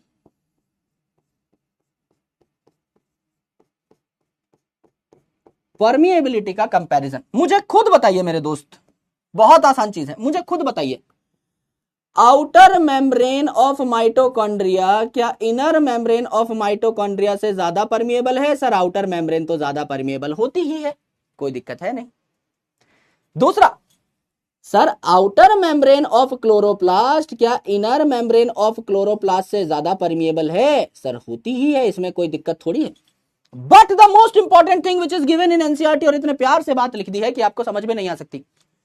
आपको लगेगा कि क्लोरोप्लास्ट की ही आउटर इनर मेम्ब्रेन की बात चल रही है, लेकिन क्या बात चल रही है? दो इनर मेम्ब्रेन्स की बात चल रही है जिसपे पीवाईक्यू बना हुआ है। Most important one, star mark कर लीजिए। यहां बोला गया है कि इनर मेम्ब्रेन ऑफ माइटोकॉन्ड्रिया आपकी ज्यादा परमिएबल है इनर मेम्ब्रेन ऑफ क्लोरोप्लास्ट से। इनर मेम्ब्रेन ऑफ माइटोकॉन्ड्रिया में कई चीजें होंगी रेस्पिरेशन में, आपको पता लग जाएगा ये परमिएबल क्यों है जब रेस्पिरेशन चैप्टर पढ़ेंगे। इनर मेम्ब्रेन ऑफ माइटोकॉन्ड्रिया, अगर मैं क्लोरोप्लास्ट और माइटोकॉन्ड्रिया की इनर मेम्ब्रेन की ही बात करूं तो माइटोकॉन्ड्रिया वाली ज्यादा परमिएबल होगी, बस इतनी सी बात है। यस, यहां तक की बात समझ में आ गई। यह है आपका क्लोरोप्लास्ट, जिसमें हमने देखा कि एक सिक्का है, इसको थाइलाकॉइड कहा, इस सिक्के की मेम्ब्रेन को थाइलाकॉइड मेम्ब्रेन कहा, इसके अंदर के स्पेस को थाइलाकॉइड का ल्यूमन कहा। कई थाइलाकॉइड को ऊपर नीचे जोड़ दिया तो आपका एक ग्रेना बन गया। इस ग्रेना में ही पिगमेंट पाए जा रहे हैं जो कि लाइट को एब्जॉर्ब करते हैं, यानी ग्रेना में ही लाइट रिएक्शन होगी। यहां पर एक ग्रेना और दूसरे ग्रेना को कनेक्ट करने वाली जो मेम्ब्रेन है इसको स्ट्रोमा लेमिनी कहा, या इंटरग्रेनल मेम्ब्रेन कह दिया। दो ग्रेना को कनेक्ट करने वाली या दो ग्रेना के बीच में इंटरग्रेनल कह सकते हैं। ये जो काला काला स्पेस है इसको क्या कह दिया? स्ट्रोमा कह दिया, जिसमें आपके डार्क रिएक्शन होंगे। डॉक्टर साहब से याद कर सकते हो। Outer membrane of chloroplast, inner membrane of chloroplast, बीच में इंटर मेम्ब्रेनस स्पेस होगा, सबको पता है। देन डीएनए खुद का होगा, आरएनए खुद का होगा, 70s राइबोसोम होंगे, प्रोटीन होंगे, क्योंकि आपकी सेमी परमिएबल ऑर्गेनेल है, सेमी ऑटोनोमस ऑर्गेनेल है। यस, तो ये सबको पता है। यस, अब देखो मेरे भाई, काफी सारे सवाल सॉल्व करेंगे, बट उससे पहले एक बार एनसीईआरटी के दर्शन करना जरूरी है। आओ देखो एनसीईआरटी में, लाइक माइटोकॉन्ड्रिया क्लोरोप्लास्ट में भी दो मेम्ब्रेन्स हैं, बिल्कुल हैं। इनर क्लोरोप्लास्ट की मेम्ब्रेन और आउटर क्लोरोप्लास्ट की मेम्ब्रेन, अब कितने आसानी से लिख दिया है। लाइक माइटोकॉन्ड्रिया क्लोरोप्लास्ट में दो मेम्ब्रेन है। ऑफ द टू, यानी कि माइटोकॉन्ड्रिया और क्लोरोप्लास्ट की दो मेम्ब्रेन में से inner chloroplast membrane is less permeable. तो हमें क्या लगता है, यह कह दिया कि इनर क्लोरोप्लास्ट की मेम्ब्रेन कम परमिएबल है आउटर मेम्ब्रेन से। ऐसा कंपैरिजन नहीं किया, माइटोकॉन्ड्रिया और क्लोरोप्लास्ट का कंपैरिजन कर दिया है। तो ऐसा बोला कि इनर मेम्ब्रेन जो माइटोकॉन्ड्रिया की है वो ज्यादा परमिएबल है, इनर मेम्ब्रेन क्लोरोप्लास्ट की कंपैरेटिवली कम परमिएबल है, ऐसा बोला गया है। ठीक है, यहां पर देखो आउटर मेम्ब्रेन है, इनर मेम्ब्रेन है, बीच में पाया जाएगा इंटर मेम्ब्रेनस स्पेस। ये छोटे छोटे सिक्कों से बना हुआ जो पहाड़ है इसे ग्रेना कह दिया, एक सिक्के को थाइलाकॉइड कह दिया, दो ग्रेना को कनेक्ट करने वाली मेम्ब्रेन को स्ट्रोमा लेमिनी कह दिया, और बीच का जो बचा हुआ स्पेस है इसे क्या कह डाला? स्ट्रोमा कह डाला। ये हमने देखा, राइट। तो यहां पर खाली खाली स्पेस है, इसको स्ट्रोमा कह दिया, और इसमें काफी सारे फ्लैट मेम्ब्रेनस स्ट्रक्चर्स हैं जिनको हमने थाइलाकॉइड कह दिया। ये जो थाइलाकॉइड है एक के ऊपर एक स्टैक हो रखे हैं, यानी एक पहाड़ बना हुआ है, जैसे कि पाइल बनता है सिक्कों का, आपका पहाड़ बनता है सिक्कों का, तो इसे हम क्या कह देते हैं, ग्रेना कह देते हैं। स्ट्रोमा लेमनी जो है ये एक मेम्ब्रेन है जो कनेक्ट करती है डिफरेंट ग्रेना को, यानी ग्रेना के बीच में पाई जाती है, इसीलिए इसे इंटरग्रेनल मेम्ब्रेन भी कह दिया जाता है। तो आपका ये जो थाइलाकॉइड है इसके बीच में पाया जाता है थाइलाकॉइड का ल्यूमन, जिसको सराउंड करती है कौन, आपकी मेम्ब्रेन। यहां पर क्लोरोप्लास्ट जो है इसमें सिंथेसिस ऑफ कार्बोहाइड्रेट होता है और प्रोटीन भी। क्या इस बात में किसी को शक है? नहीं होना चाहिए। गुरुजी ये बात तो आपने बताई ही नहीं, जग जाहिर है, लाजमी है। कैसे? आराम से सुनिए। प्रोटीन बनेंगे क्लोरोप्लास्ट के अंदर, क्यों? क्योंकि sir it is a semi autonomous organelle, ये अपने आधे प्रोटीन्स खुद बनाएगी, जैसे माइटोकॉन्ड्रिया बना रहा था, इसके पास खुद की प्रोटीन फैक्ट्री है, 70s राइबोसोम है, तो प्रोटीन बनाएगी। और कार्बोहाइड्रेट क्यों बनाएगी? क्योंकि जो आपका क्लोरोप्लास्ट है उसका काम ही है कार्बोहाइड्रेट बनाना, क्योंकि इसे कहा जाता है किचन ऑफ द सेल। खाना तो बनेगा ना, बाबू के लिए जो खाना बनेगा उसी को तो कार्बोहाइड्रेट कहते हैं। ग्लूकोज तो यही बनेगा, फोटोसिंथेसिस तो यही होगी, तो कार्बोहाइड्रेट और प्रोटीन दोनों बनेंगे। इसमें आपका डबल स्टैंडर्ड सर्कुलर डीएनए पाया जाएगा, खुद के 70s राइबोसोम पाए जाएंगे, एंड मेरे दोस्त आपके यहाँ पर 70s राइबोसोम पाए जा रहे होंगे, खुद का आरएनए भी यहाँ पर बन सकता है। ये हमने देखा, ये हमने जाना। यह हमारा आज का काम जो है खत्म हो गया। अब हम कई सारे सवाल करेंगे। सवालों के लिए तैयार हो तो फटाफट बताओ। पहला सवाल आपकी कंप्यूटर स्क्रीन के ऊपर आ चुका होगा, आराम से इसको सॉल्व करने की कोशिश करना। एक एक करके घुसते हैं सवालों के अंदर। पहला सवाल आपके सामने ये रहा, माइटोकॉन्ड्रिया एंड क्लोरोप्लास्ट आर, ऐसी बात बतानी है जो दोनों के लिए हो। सेमी ऑटोनॉमस ऑर्गेनेल, बिल्कुल सर, माइटोकॉन्ड्रिया और क्लोरोप्लास्ट सेमी ऑटोनॉमस ऑर्गेनेल है। Formed by division of pre existing organelle, यानी ये बाइनरी फिजन शो कर सकते हैं, माइटोकॉन्ड्रिया और माइटोकॉन्ड्रिया बना सकता है, क्लोरोप्लास्ट और क्लोरोप्लास्ट बना सकता है, सही बात है। दे कंटेन डीएनए, डीएनए इनका खुद का होता है, but lack protein synthesising machinery, नहीं भैया, प्रोटीन फैक्ट्री होती है दोनों के पास, दोनों के पास खुद के 70s राइबोसोम है। तो पहली सही है बात, दूसरी गंदी है बात। पहली सही है, दूसरी गंदी है। उत्तर हो गया मिस्टर सी फॉर चूरा बच्चन, इसको मार्क कर देते हैं। यस, आगे और डिफिकल्ट सवाल आएंगे, अच्छे सवाल आएंगे, आज खूब सारे सवाल है हमारे पास, है ना, so you need not have to worry, खूब सारे सवाल हैं। आओ मेरे भाई, उत्तर हो गया सी, 69%। ओहो, बोथ 1 and 2 आर करेक्ट। देखो मेरे भाई, ये PYQ है 2016 का। यहां बोला गया है ये डिवीजन शो करते हैं, यानी बाइनरी फिजन शो करते हैं, सर सही बात है, लेकिन प्रोटीन भी तो खुद बनाते हैं। लैक प्रोटीन सिंथेसाइजिंग मशीनरी, ऐसा थोड़ी है, प्रोटीन भी तो बना ही सकते हैं ना, राइबोसोम भी तो इनके पास है ही, तो टेंशन वाली बात थी नहीं। पर कोई बात नहीं, इस गलती से आप सीखिए और अगला सवाल सॉल्व करिए। विच of the following pair of organelle does not contain DNA, ऐसा पेयर बताओ जिसमें डीएनए नहीं होता हो, पूरे पेयर में डीएनए नहीं होना चाहिए। विच ऑफ द फॉलोइंग पेयर, यहां से आंसर निकलेगा। कई बार हमारा पूरा फोकस चला जाता है डज नॉट कंटेन पे और डीएनए पे, नहीं, पेयर। माइटोकॉन्ड्रिया में खुद का डीएनए है, लाइसोसोम में नहीं है, एक में हो गया, गलत आंसर। क्लोरोप्लास्ट में खुद का डीएनए है, वैक्यूल में नहीं है।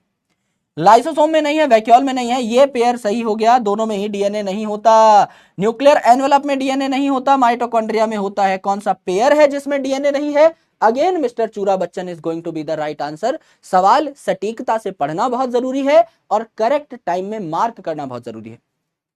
एक एक शब्द गौर से पढ़ना है, क्योंकि मैं ऐसे इधर उधर के सवाल नहीं ला सकता, अच्छे सवाल लाने पड़ेंगे, तब जाके आपका दिमाग थोड़ा खुलेगा।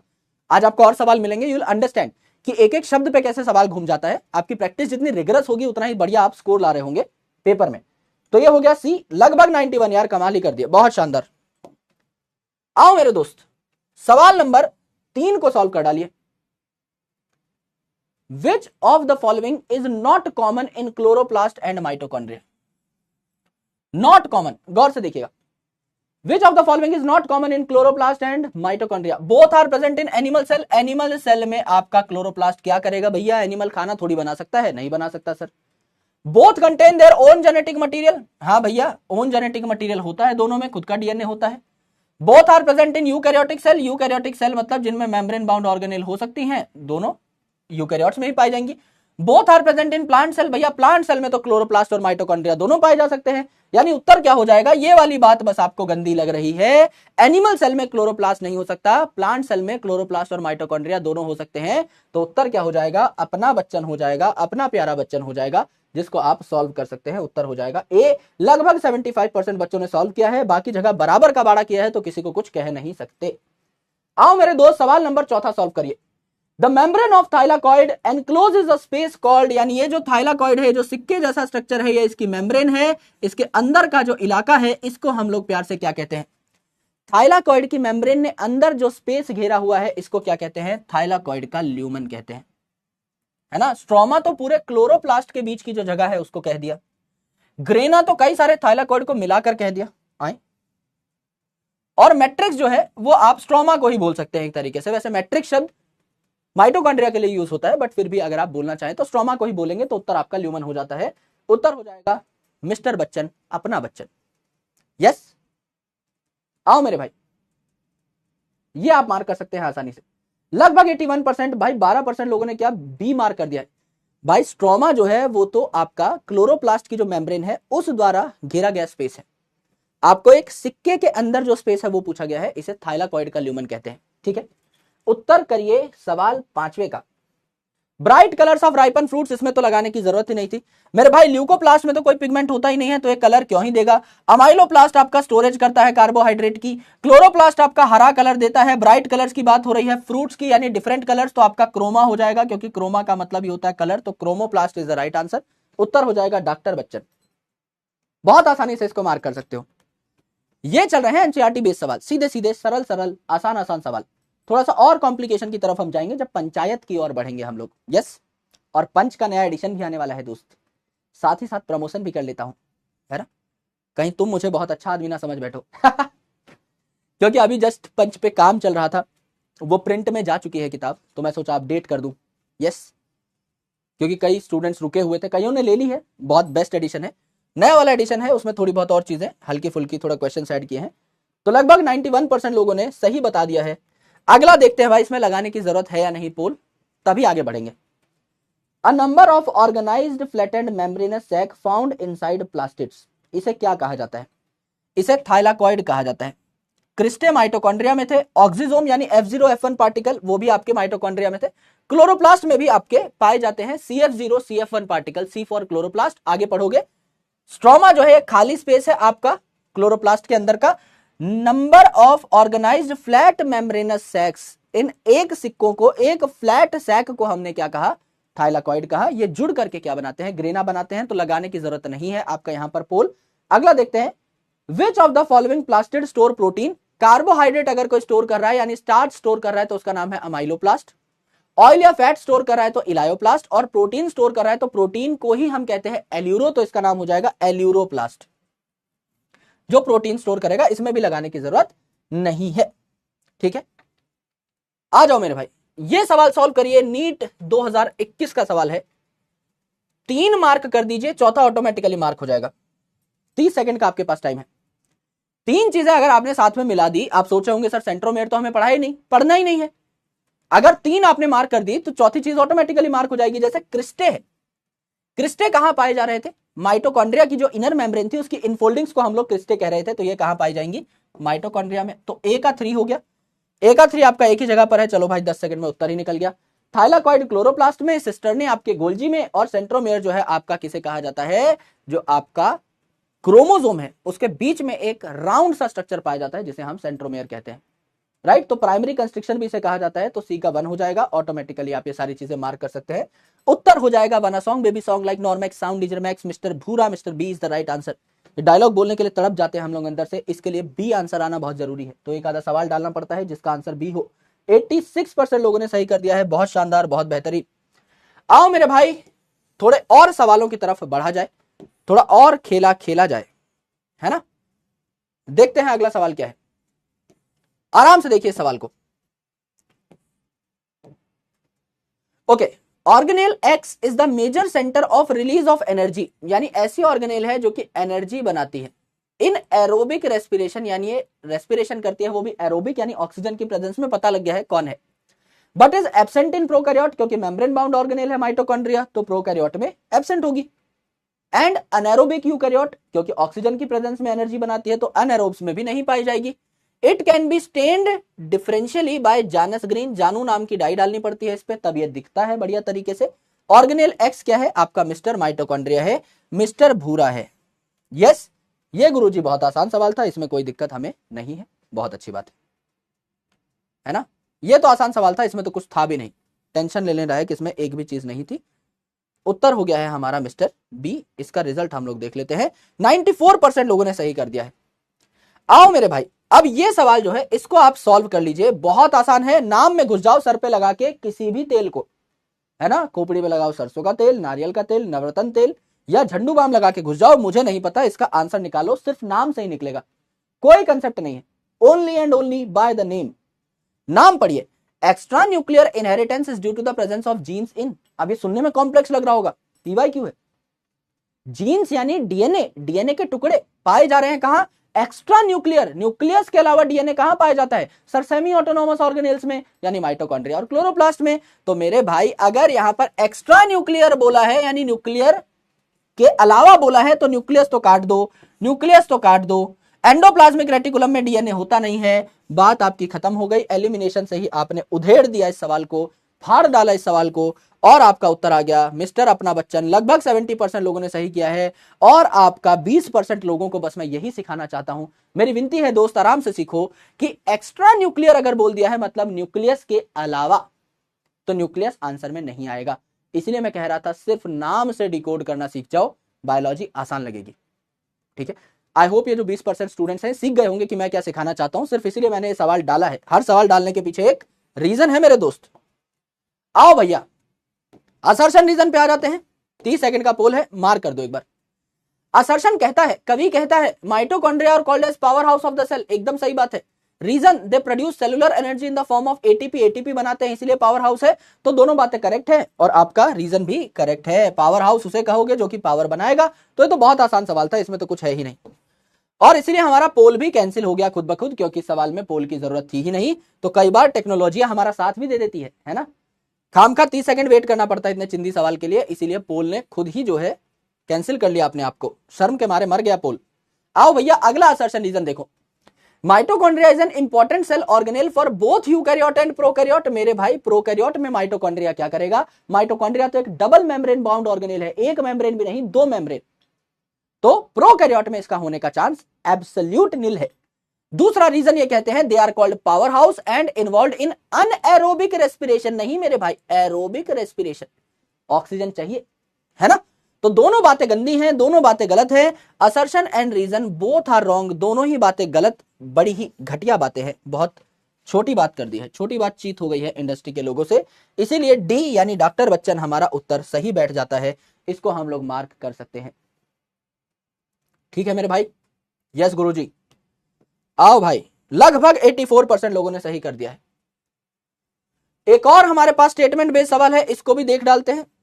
स्टेटमेंट 1 कहता है mitochondria is a double membrane bound structure. एकदम सही बात है भैया, माइटोकॉन्ड्रिया पे दो मेम्ब्रेन होती हैं, आउटर और इनर। इनर वाली इनफोल्डेड होती है, उसकी इनफोल्डिंग्स को हम लोग क्रिस्टा कहते हैं, एकदम पता है।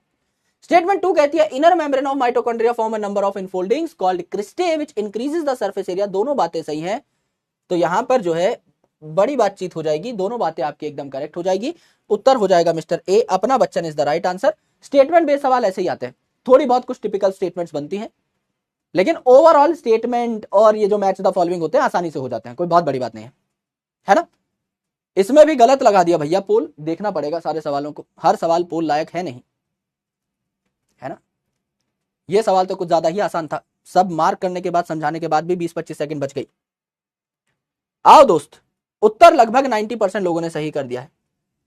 अगला सवाल देखिए, ये कर लेते हैं, थोड़ी बहुत कंफ्यूजन आपकी अगर होगी तो क्रैक हो जाएगी, क्योंकि नाम से कई चीजें पता लगती हैं। देखो स्टेटमेंट 1 कहती है aleuroplast stores oils and fat. एल्यूरो का मतलब मैंने क्या बताया था सर, एल्यूरो का मतलब आपने बताया था प्रोटीन, अमाइलो का मतलब कार्बोहाइड्रेट या स्टार्च कह सकते हैं, और इलायो का मतलब ऑयल एंड फैट बताया था।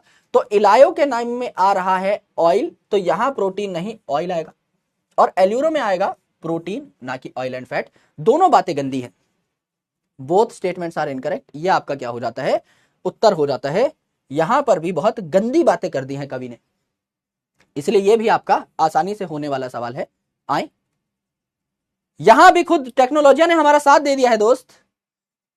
टेक्नोलॉजी बहुत ही बढ़िया चीज है, है ना। आओ, इस सवाल में तो कुछ लगेगा नहीं, फटाफट मार्क कर दो भैया। कॉलम 1 और कॉलम 2 को मैच कर देना है। माइटोकॉन्ड्रिया और क्लोरोप्लास्ट में डबल मेम्ब्रेन होती है। लाइसोसोम जो है सिंगल मेम्ब्रेन यानी यूनिट मेम्ब्रेन लेके बैठा है, और राइबोसोम जो है ये बिना मेम्ब्रेन की एक ऑर्गेनेल है, और सेंट्रियोल सेंट्रोसोम पर भी कोई मेम्ब्रेन नहीं होती। तो ए जो है इसका उत्तर हो जाता है 3, ए का हो जाता है 3, तो बचे हुए दोनों हो गए एलिमिनेट। लाइसोसोम हो जाएगा आपका सिंगल मेम्ब्रेन यानी बी का 2 हो जाएगा, बी का 2 हो जाएगा, तो यहां पर आपका उत्तर आ जाता है सी का हो जाएगा आपका 1। बहुत आसान ये सवाल है, मिस्टर चूरा इज द राइट आंसर। यहां पर ये जो सवाल है इसमें एंड की कुछ चीजें आपको नहीं पता है, पर वहां तक आपको पहुंचने नहीं दिया जाएगा, उससे पहले ही आपका आंसर निकल जाएगा। ये जो आपका सवाल है इसके लिए मैं आपको दे देता हूं क्या, इसके लिए मैं आपको दे देता हूं 2 मिनट। आए, कुछ तो मार्क करना पड़ेगा, पर आपका लीडर बोर्ड खराब हो जाएगा। तो लीडर बोर्ड देख लेंगे। इस सवाल को नॉर्मली सॉल्व करने की कोशिश करते हैं हम लोग। आप चैट सेक्शन में एक बार जवाब बताइएगा, ठीक है। Mitochondria and chloroplast are double membrane bound structure, दोनों में 2-2 मेम्ब्रेन है, एकदम सही बात है। इनर कंपार्टमेंट ऑफ माइटोकॉन्ड्रिया को मैट्रिक्स कहा जाता है, एंड पोजेसेस लीनियर डीएनए, नहीं भैया सर्कुलर डीएनए होता है, तो 2 गलत हो गया। Mitochondria organelle is site of aerobic respiration and divide by fragmentation, fragmentation नहीं भैया, फिजन से डिवाइड करता है, तो ये बात भी गंदी हो गई। Plastid are classified based on pigment into chloroplast, chromoplast and leucoplast, एकदम सही बात है। अमाइलोप्लास्ट जो है ये स्टोर करता है कार्बोहाइड्रेट, इलायोप्लास्ट स्टोर करता है प्रोटीन, नहीं भैया ऑयल एंड फैट, तो ये बात भी क्या हो गई आपकी गंदी हो गई। इनसे जवाब निकालने की कोशिश करते हैं। करेक्ट आपको बताना है 1 और 4 है, यहां तक बस 1 है, 3 गलत। 1 सही होना चाहिए था, इसमें 1 ही नहीं दिया। 1 है, ऑल ऑफ दीज वैसे हो नहीं सकता, तो उत्तर तो वैसे निकल गया। अरे यार कुछ भी नहीं है, आगे तुम्हारे आगे देख लेते हैं, पर फिर भी है ना। क्लमाइडोमोनास अ ग्रीन एल्गी जिसमें एक क्लोरोप्लास्ट होता है पर सेल, सही बात है। कप शेप आपका क्लमाइडोमोनास के अंदर क्लोरोप्लास्ट होता है। Space limited by inner membrane of chloroplast is called stroma, इसके अंदर के इलाके को स्ट्रोमा कहते हैं। Thylakoid are arrange in stacks like pile of coins called grana and are connected to other thylakoid of different stacks by membranous tubule called stroma lamellae, सही बात है। The ribosome of chloroplast and mitochondria are 80s, नहीं भैया 70s होते हैं, गंदी बात है। Ribosome are composed of RNA and protein, RNA में भी आरआरएनए यानी राइबोसोमल आरएनए एंड प्रोटीन, एकदम सही बात है। Eukaryotic ribosomes are 80s, S का मतलब है स्वेदबर्ग यूनिट जो कि सेडिमेंटेशन कोफिशिएंट को डिनोट करती है, सही बात है। और कोर ऑफ फ्लैजेला को एक्सोनिम कहा जाता है जिसमें 9 ट्रिपलेट्स होते हैं, नहीं भैया सिलिया और फ्लैजेला में डबलेट होते हैं, ये आपको कल पता लग जाएगा, कल हमारा यही टॉपिक है। तो उत्तर आपका निकल चुका है आसानी से, पर फिर भी आपने क्या कर दिया, सी मार्क कर दिया। ये आपका अच्छा सवाल है, इसमें पूरे के पूरे माइटोकॉन्ड्रिया और क्लोरोप्लास्ट की 11 स्टेटमेंट्स आपकी रिवाइज हो जाती है। तो यहां देखो, चुपके से फिजन की जगह फ्रेगमेंटेशन लिख दिया, चुपके से सर्कुलर डीएनए की जगह लीनियर डीएनए लिख दिया, है ना, चुपके से 70s की जगह 80s लिख दिया। तो देयर आर सम स्टेटमेंट्स जहां एकदम डबलेट की जगह ट्रिपलेट लिख दिया, तो पता नहीं लगता, है ना। ओके, पोल में क्या होगा मेरे भाई। ओके, लास्ट क्वेश्चन जिसपे हमने लगाया था पोल वो यही वाला था, है ना। हाँ, इस पे नहीं लगाया ना हमने, इसमें डी मार्क कर देते हैं और फिर आगे, पर अब तो सी आ ही गया। चलो आपको एक जादू दिखाता हूं, है ना, एक मस्त जादू दिखाऊंगा। तो पोल में हम डी मार्क कर देते हैं, है ना, डी आएगा, सही है, लगभग 92%। आओ भैया इसको सॉल्व कर दो, अब इसको सॉल्व कर दो, इसमें पोल मार्क कर दो। मैं गारंटी दे रहा हूं भाई 95 भी नहीं कर पाओगे, 95 96 नहीं कर पाओगे, despite of knowing the answer, क्योंकि मुझे पता है कि कितने टैलेंटेड धुरंधर लोग यहाँ धुरेंद्र बाहुबली भरे रहे हैं, है ना। आओ मेरे भाई दिखाता हूं तुम्हें जलवाए जुम्बिश, आओ दोस्त फटाफट मार्क कर डालो। आए, अच्छा तेज भाग रहा है थोड़ा, ओके, पूरा दिखाता है एकदम, है ना, टेक्नोलॉजी बहुत बड़ी चीज है, ऐसा नहीं कि जहां छोड़ा था वहीं से शुरू हो, पूरा तेज भागा है, पहले फिर स्लो हुआ है, चिक चिक चिक, 30 सेकंड लेगा, वाह। उत्तर कर देते हैं मार्क सी और आगे बढ़ जाते हैं। आओ दोस्त देखते हैं तुमने खुद की इज्जत बचा ली है या उसके चीथड़े उड़वा लिए हैं। देखो यस, इसे बोलते हैं एक्सपीरियंस, है ना। मुझे पता था ये हो ही नहीं सकता कि तुम्हें जवाब बताने के बाद भी तुम 95% क्रैक कर जाओ, है ना, क्योंकि कुछ लोग होने नहीं देते काम, कुछ लोगों को परफेक्शन से बहुत दिक्कत है। यशिका, सेंट, अंशुल, अर्जुन, दिव्या, सूर्यान, यश, अदनान, चीता और हुकम, क्या बात है, बहुत बढ़िया दोस्त। अच्छा किया है आप सभी ने, आप सभी को बहुत बहुत मुबारकबाद, है ना। और जो लोग सीख गए हैं आज के लेक्चर में कुछ भी छोटी मोटी बात, उन लोगों को भी बहुत बहुत कॉन्ग्रेचुलेशन। अब हम देखते हैं हमारे पास वक्त कितना बचा है ना। 2:44, अरे बहुत टाइम है भाई, बहुत टाइम है। आओ, इतनी जल्दी जाने नहीं देंगे तुम्हें। एक टॉपिक और खिंचवा दिया जाए जिसका नाम है मिस्टर साइटोस्केलेटल एलिमेंट। देखो, एक छोटी सी ड्राइंग बनवाऊंगा, 3 लाइन लिखवाऊंगा, सिर्फ ओनली 3 लाइन्स। चौथी लाइन भी हो जाए तो लेक्चर छोड़ के चले जाना, सिंपल। 3 लाइनें लिखवाऊंगा, 10 मिनट का टॉपिक है, खींचने खिंचाने की जरूरत है नहीं, क्योंकि कल मैं आपको सिलिया फ्लैजिला सेंट्रियोम सेंट्रोसोल पढ़ाऊंगा, सेंट्रियोल सेंट्रोसोम पढ़ाऊंगा, तो उसके साथ मैं आपको करा दूंगा माइक्रोबॉडीज। आज कर लेते हैं हम लोग यहां पर साइटोस्केलेटल एलिमेंट, जिससे कोई प्रॉब्लम ना हो, छोटी मोटी चीजें हैं। यस, आओ मेरे भाई, सुन लो इस बात को, बहुत छोटी सी बात है, छोटी बातचीत इंडस्ट्री के लोगों से करके जानी है। साइटोस्केलेटल एलिमेंट बहुत जनरल टॉपिक है भाई, मजा ही आ जाएगा आपको, है ना। देखो दोस्त, यहां पर ये आपका एक सेल है, इस सेल में प्रोटीन के कई सारे धागे हैं, इस सेल में प्रोटीन के पतले पतले कई सारे धागे हैं, जिन्होंने आपस में गुथम गुथाई करके नेटवर्क बना लिया है, यानी आपस में धागे गुथे हुए हैं। जैसे आपके बालों को गूंथ करके आप एक चोटी बना लेते हो, सेम लगभग उसी प्रकार से ये जो आपके प्रोटीन के धागे हैं, ये आपस में उलझे हुए हैं, यानी इन्होंने क्या बना लिया है, एक नेटवर्क बना लिया है। जैसे आपकी घर की छत जब बन रही होगी, आपने देखा होगा, छत डालने से पहले, लेंटर डालने से पहले आपकी जो छत है उस पे सरियों का एक जाल बिछाया जाता है, सरियों का एक नेटवर्क बनाया जाता है, जिससे कि आपकी कंक्रीट का जो मटेरियल है वो बढ़िया तरीके से टिक पाए, जच पाए, और आपकी छत जो है मजबूत हो पाए। उसी प्रकार से जो यूकैरियोटिक सेल हैं, इनमें कॉम्प्लेक्स साइटोस्केलेटल प्रोटीन्स पाए जाते हैं, है ना। तो ये एक यूकैरियोटिक सेल है जिसमें खूब सारे प्रोटीन्स पाए जा रहे हैं, और ये थोड़े कॉम्प्लेक्स यानी हायर लेवल के प्रोटीन्स हैं। ये आपके अलग अलग प्रोटीन्स हैं जिन्होंने नेटवर्क, सरियों का जैसे एक जाल बनता है वैसा सा एक जाल बना रखा है यहां पर, ठीक है। और ये आपका पूरा नेटवर्क बन करके क्या हो गया है, आपका तैयार हो गया है। अब आप कई बार गए होंगे किसी अम्यूजमेंट पार्क में या कहीं खेलने वेलने गए होंगे, तो आपने देखा होगा देयर आर वेरियस गेम्स, अलग अलग जगहों पर ना गेम्स लगे रहते हैं। जैसे शादी ब्याह में आजकल क्या हो गया, मिक्की माउस लगा देते हैं कि घर वाले अपने खाना पीना खा रहे हैं, रस्में जो हैं उन सब में पार्टिसिपेट कर रहे हैं, और जो बच्चे हैं शैतानी जो कर रहे थे वो अब मिक्की माउस पे कूद रहे हैं आराम से बैठ के। तो ऐसे ही क्या होता था कि हमारे वहां पे ना एक पार्क था, उसमें जाल लगा हुआ था, नीचे भी जाल है कि आप गिरोगे नहीं, और एक जाल ऐसे लगा हुआ है, खड़ा जाल। तो हम क्या करते थे भैया, जैसे फुटबॉल का नेट है, तो उसमें क्या होता है कि अलग अलग खांचे बने हुए हैं, इसमें हाथ फंसाया, पैर फंसा करके ऊपर चढ़ते गए, मकड़ी का बच्चा बनके एकदम ऊपर चढ़ते हुए जा रहे हैं, और नीचे अगर गिर गए तो भी जाल पे ही गिरोगे, तो आपको चोट नहीं लगेगी। ऐसे ही मेरे दोस्त, ये जो आपका सेल है इसमें एक जाल बिछा हुआ है, इस जाल पे से चल चल के एक ऑर्गेनेल एक जगह से दूसरी जगह जा सकती है। जैसे मेरे दोस्त यहां पर अगर समझ लीजिए आपकी एक ऑर्गेनेल है इस पोजीशन पे, आपकी एक ऑर्गेनेल है इस पोजीशन पे, तो वो जो ऑर्गेनेल है चल चल के इस जाल को पकड़ पकड़ के कहां जा सकती है, यहां से यहां जा सकती है, यहां से यहां जा सकती है ना। ये तो स्माइलिंग इमोजी बन गया है ना, अपने जैसी शक्ल है भाई की, तो हंसमुख है। तो यहां पर क्या हुआ, एक ऑर्गेनेल जो है एक जगह से दूसरी जगह चल करके जा सकती है इस जाल को पकड़ पकड़ के। और दूसरा, जैसे छत जब आप डालते हैं किसी घर की, तो आपको सरियों का जाल बिछाना पड़ता है फॉर द स्ट्रेंथ। तो यहां पर ये जो सेम सपोर्ट है, सेम स्ट्रेंथ है, ये आपको ये प्रोटीन्स दे रहे होंगे। So this is an organelle जो कि एक जगह से दूसरी जगह चल के जा सकती है। ये क्या है, एक ऑर्गेनेल है जो एक जगह से दूसरी जगह मूव करके गई है, एक जगह से दूसरी जगह मूव करके गई है। तो सबसे पहले क्या करो भैया, खोपड़ी पे लगाओ सरसों का तेल और घुस जाओ इस नाम के अंदर। साइटो का मतलब क्या होता है गुरुजी, साइटोलॉजी मतलब स्टडी ऑफ सेल, तो साल ही होगा इस साइटो का मतलब, एकदम सही बात है।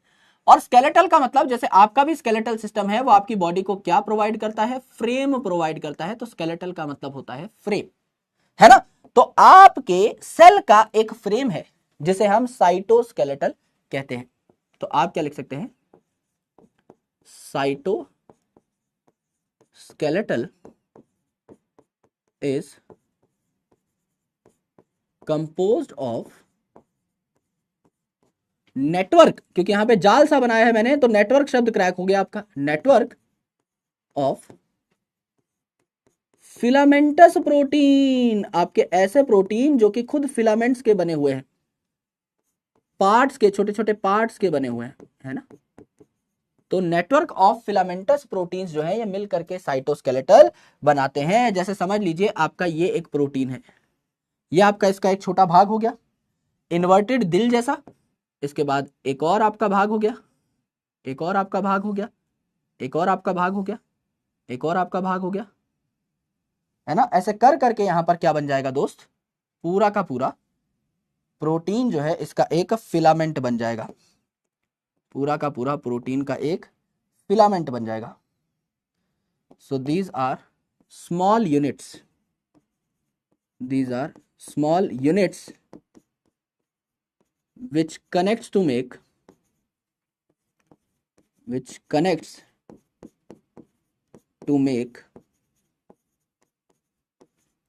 a protein filament। तो एक पतला सा धागा आपको दिखने लग जाएगा जिसे प्रोटीन फिलामेंट कहते हैं।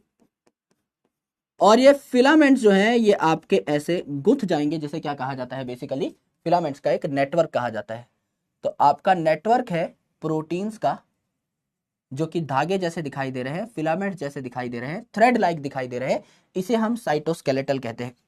अब जैसे आपका स्केलेटल सिस्टम आपको सपोर्ट प्रोवाइड करता है, स्ट्रेंथ प्रोवाइड करता है, आपकी बॉडी को एक शेप प्रोवाइड करता है, इसी प्रकार से ये जो सेल का साइटोस्केलेटल है ये भी क्या करेगा, it will provide shape, strength and support to the cell. ये तो हमें खुद के स्केलेटल से ही याद हो गया। And support to the cell, जो आपका स्केलेटल आपके लिए काम करता है वही सेल का स्केलेटल सेल के लिए काम कर देगा। एंड इसके अलावा ये क्या करता है, इट ऑल्सो प्रोवाइड्स मोटिलिटी, ये मूवमेंट में भी हेल्प करता है। मूवमेंट में कैसे हेल्प करेगा ये मैं आपको 2 मिनट में बताता हूं, क्योंकि रटवाएंगे नहीं, आपको सीधा सीधा दिमाग में छपवा देंगे। अभी अगर बताऊंगा मोटिलिटी में कैसे हेल्प करता है, रटना पड़ेगा, 2 मिनट बाद रटना नहीं पड़ेगा, कंसेप्चुअली आपको पता लग जाएगा। तो साइटोस्केलेटल एलिमेंट्स जो होते हैं दे आर ऑफ 3 टाइप्स, 3 प्रकार के आपके साइटोस्केलेटल प्रोटीन पाए जाते हैं यूकैरियोट्स के अंदर। पहला जो आपका पाया जा रहा है, पहला जो पाया जा रहा है यह है आपका माइक्रो ट्यूब्यूल। दूसरा जो है आपका यह है इंटरमीडिएट फिलामेंट, इंटरमीडिएट फिलामेंट जिसको आईएफ भी कहते हैं, इंटरमीडिएट फिलामेंट। और तीसरा क्या हो गया आपका, तीसरा हो गया आपका माइक्रो फिलामेंट, जिसको प्यार से एक्टिन फिलामेंट भी कहते हैं। माइक्रो फिलामेंट जिसको प्यार से क्या कह डाला, एक्टिन फिलामेंट भी कह डाला। ये तीनों आपके साइटोस्केलेटल एलिमेंट्स भी होते हैं, ठीक है। अब अगर आप इनका डायामीटर देखोगे, अगर आप इनका डायामीटर देखोगे तो डायामीटर में सबसे बड़ा आपको क्या देखने को मिलेगा, माइक्रोट्यूब्यूल यानी एमटी, है ना। और आपको सबसे छोटा क्या देखने को मिलेगा, माइक्रोफिलामेंट यानी एमएफ। तो अगर आप डायामीटर देखो तो सबसे बड़ा हो गया आपका माइक्रोट्यूब्यूल, फिर हो गया नाम इंटरमीडिएट फिलामेंट, नाम ही है इंटरमीडिएट तो बीच में आएगा, और उसके बाद आएगा आपका माइक्रोफिलामेंट यानी एक्टिन फिलामेंट, सबसे पतला।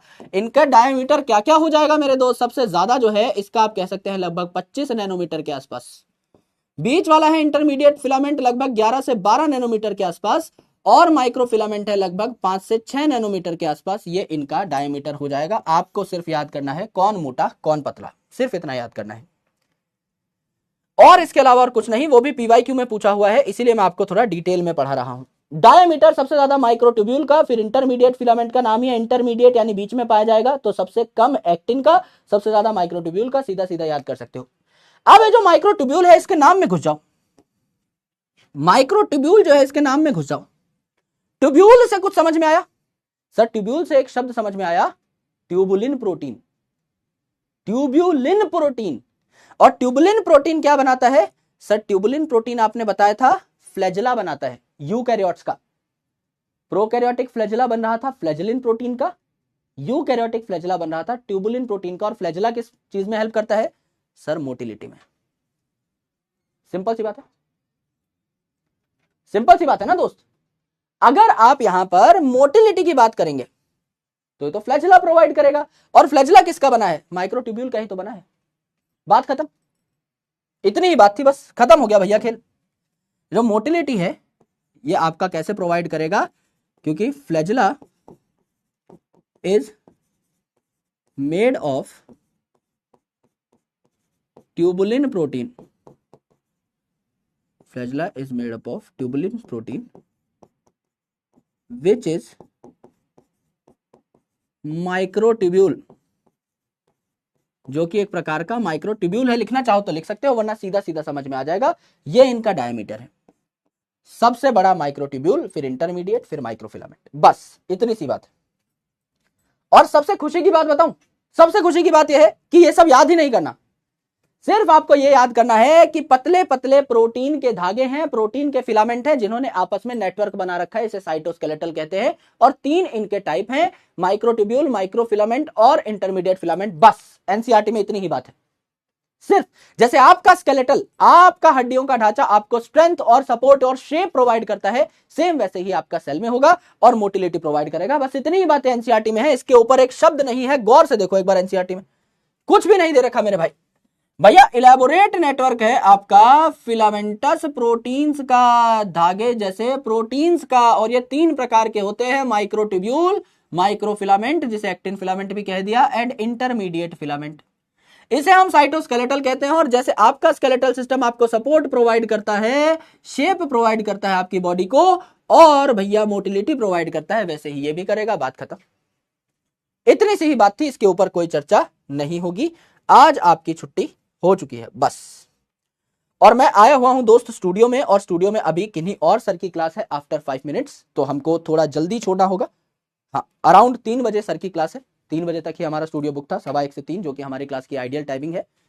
तो ये जो है हमारा आज का काम खत्म होता है, जहां हमने प्लास्टिड्स के बारे में डिटेल्ड डिस्कशन करी, क्लोरोप्लास्ट के बारे में पढ़ लिया, और हमने साइटोस्केलेटल एलिमेंट्स के बारे में पढ़ लिया। एक एडिशनल टॉपिक छोटा सा हमने आज कर लिया।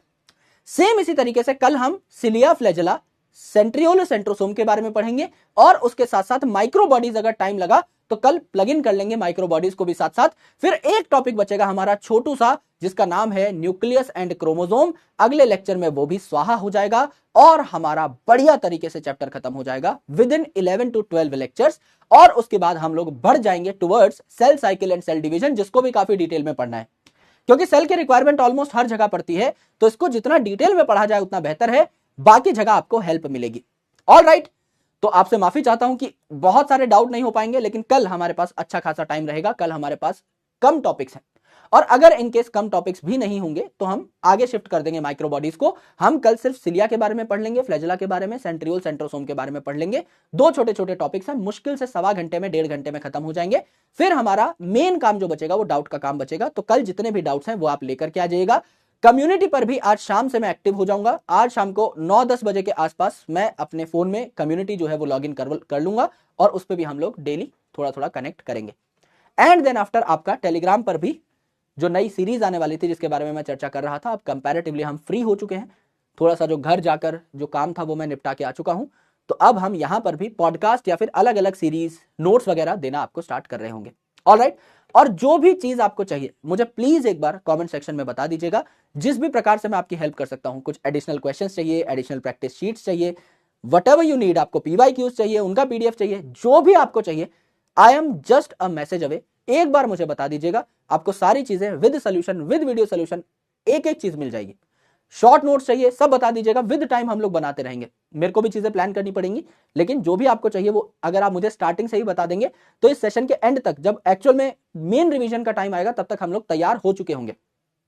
तब तक हमारा सारा का सारा कंटेंट जो है बैच में, कम्युनिटी पर एज वेल एज टेलीग्राम पर अपडेट हो चुका होगा। तो आपको जहां से भी एक्सेसिबल लगता है कंटेंट, आप वहां से पढ़ाई कर सकते हैं। ऑलराइट, चल, ऑलराइट एवरीवन, कट्टर sheet as well as module तो आपको यही मिल जाएंगे इन द बैच इटसेल्फ। अभी नया मॉड्यूल जो है उसका PDF आ रहा है, मैंने टीम से बात की थी, तो आपको बहुत जल्दी मिल जाएगा। उसके अलावा कुछ बताइएगा, वो सारी चीजें आपको देखने को मिलेंगी।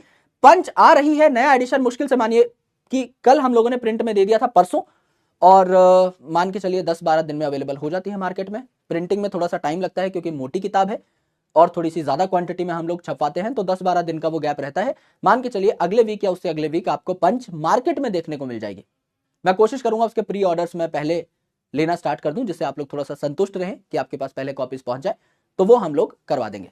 ऑलराइट, चल, तो बहुत अच्छी प्रैक्टिस करनी है हम लोगों को, बहुत अच्छे से सारा का सारा सिलेबस देखना है, और हम लोग एक अच्छी स्पीड पे चल रहे हैं। वी आर ऑन ट्रैक, हम लोग बिल्कुल स्लो नहीं जा रहे, हम लोग बिल्कुल भी कॉम्प्रोमाइज नहीं कर रहे हैं कंटेंट के साथ।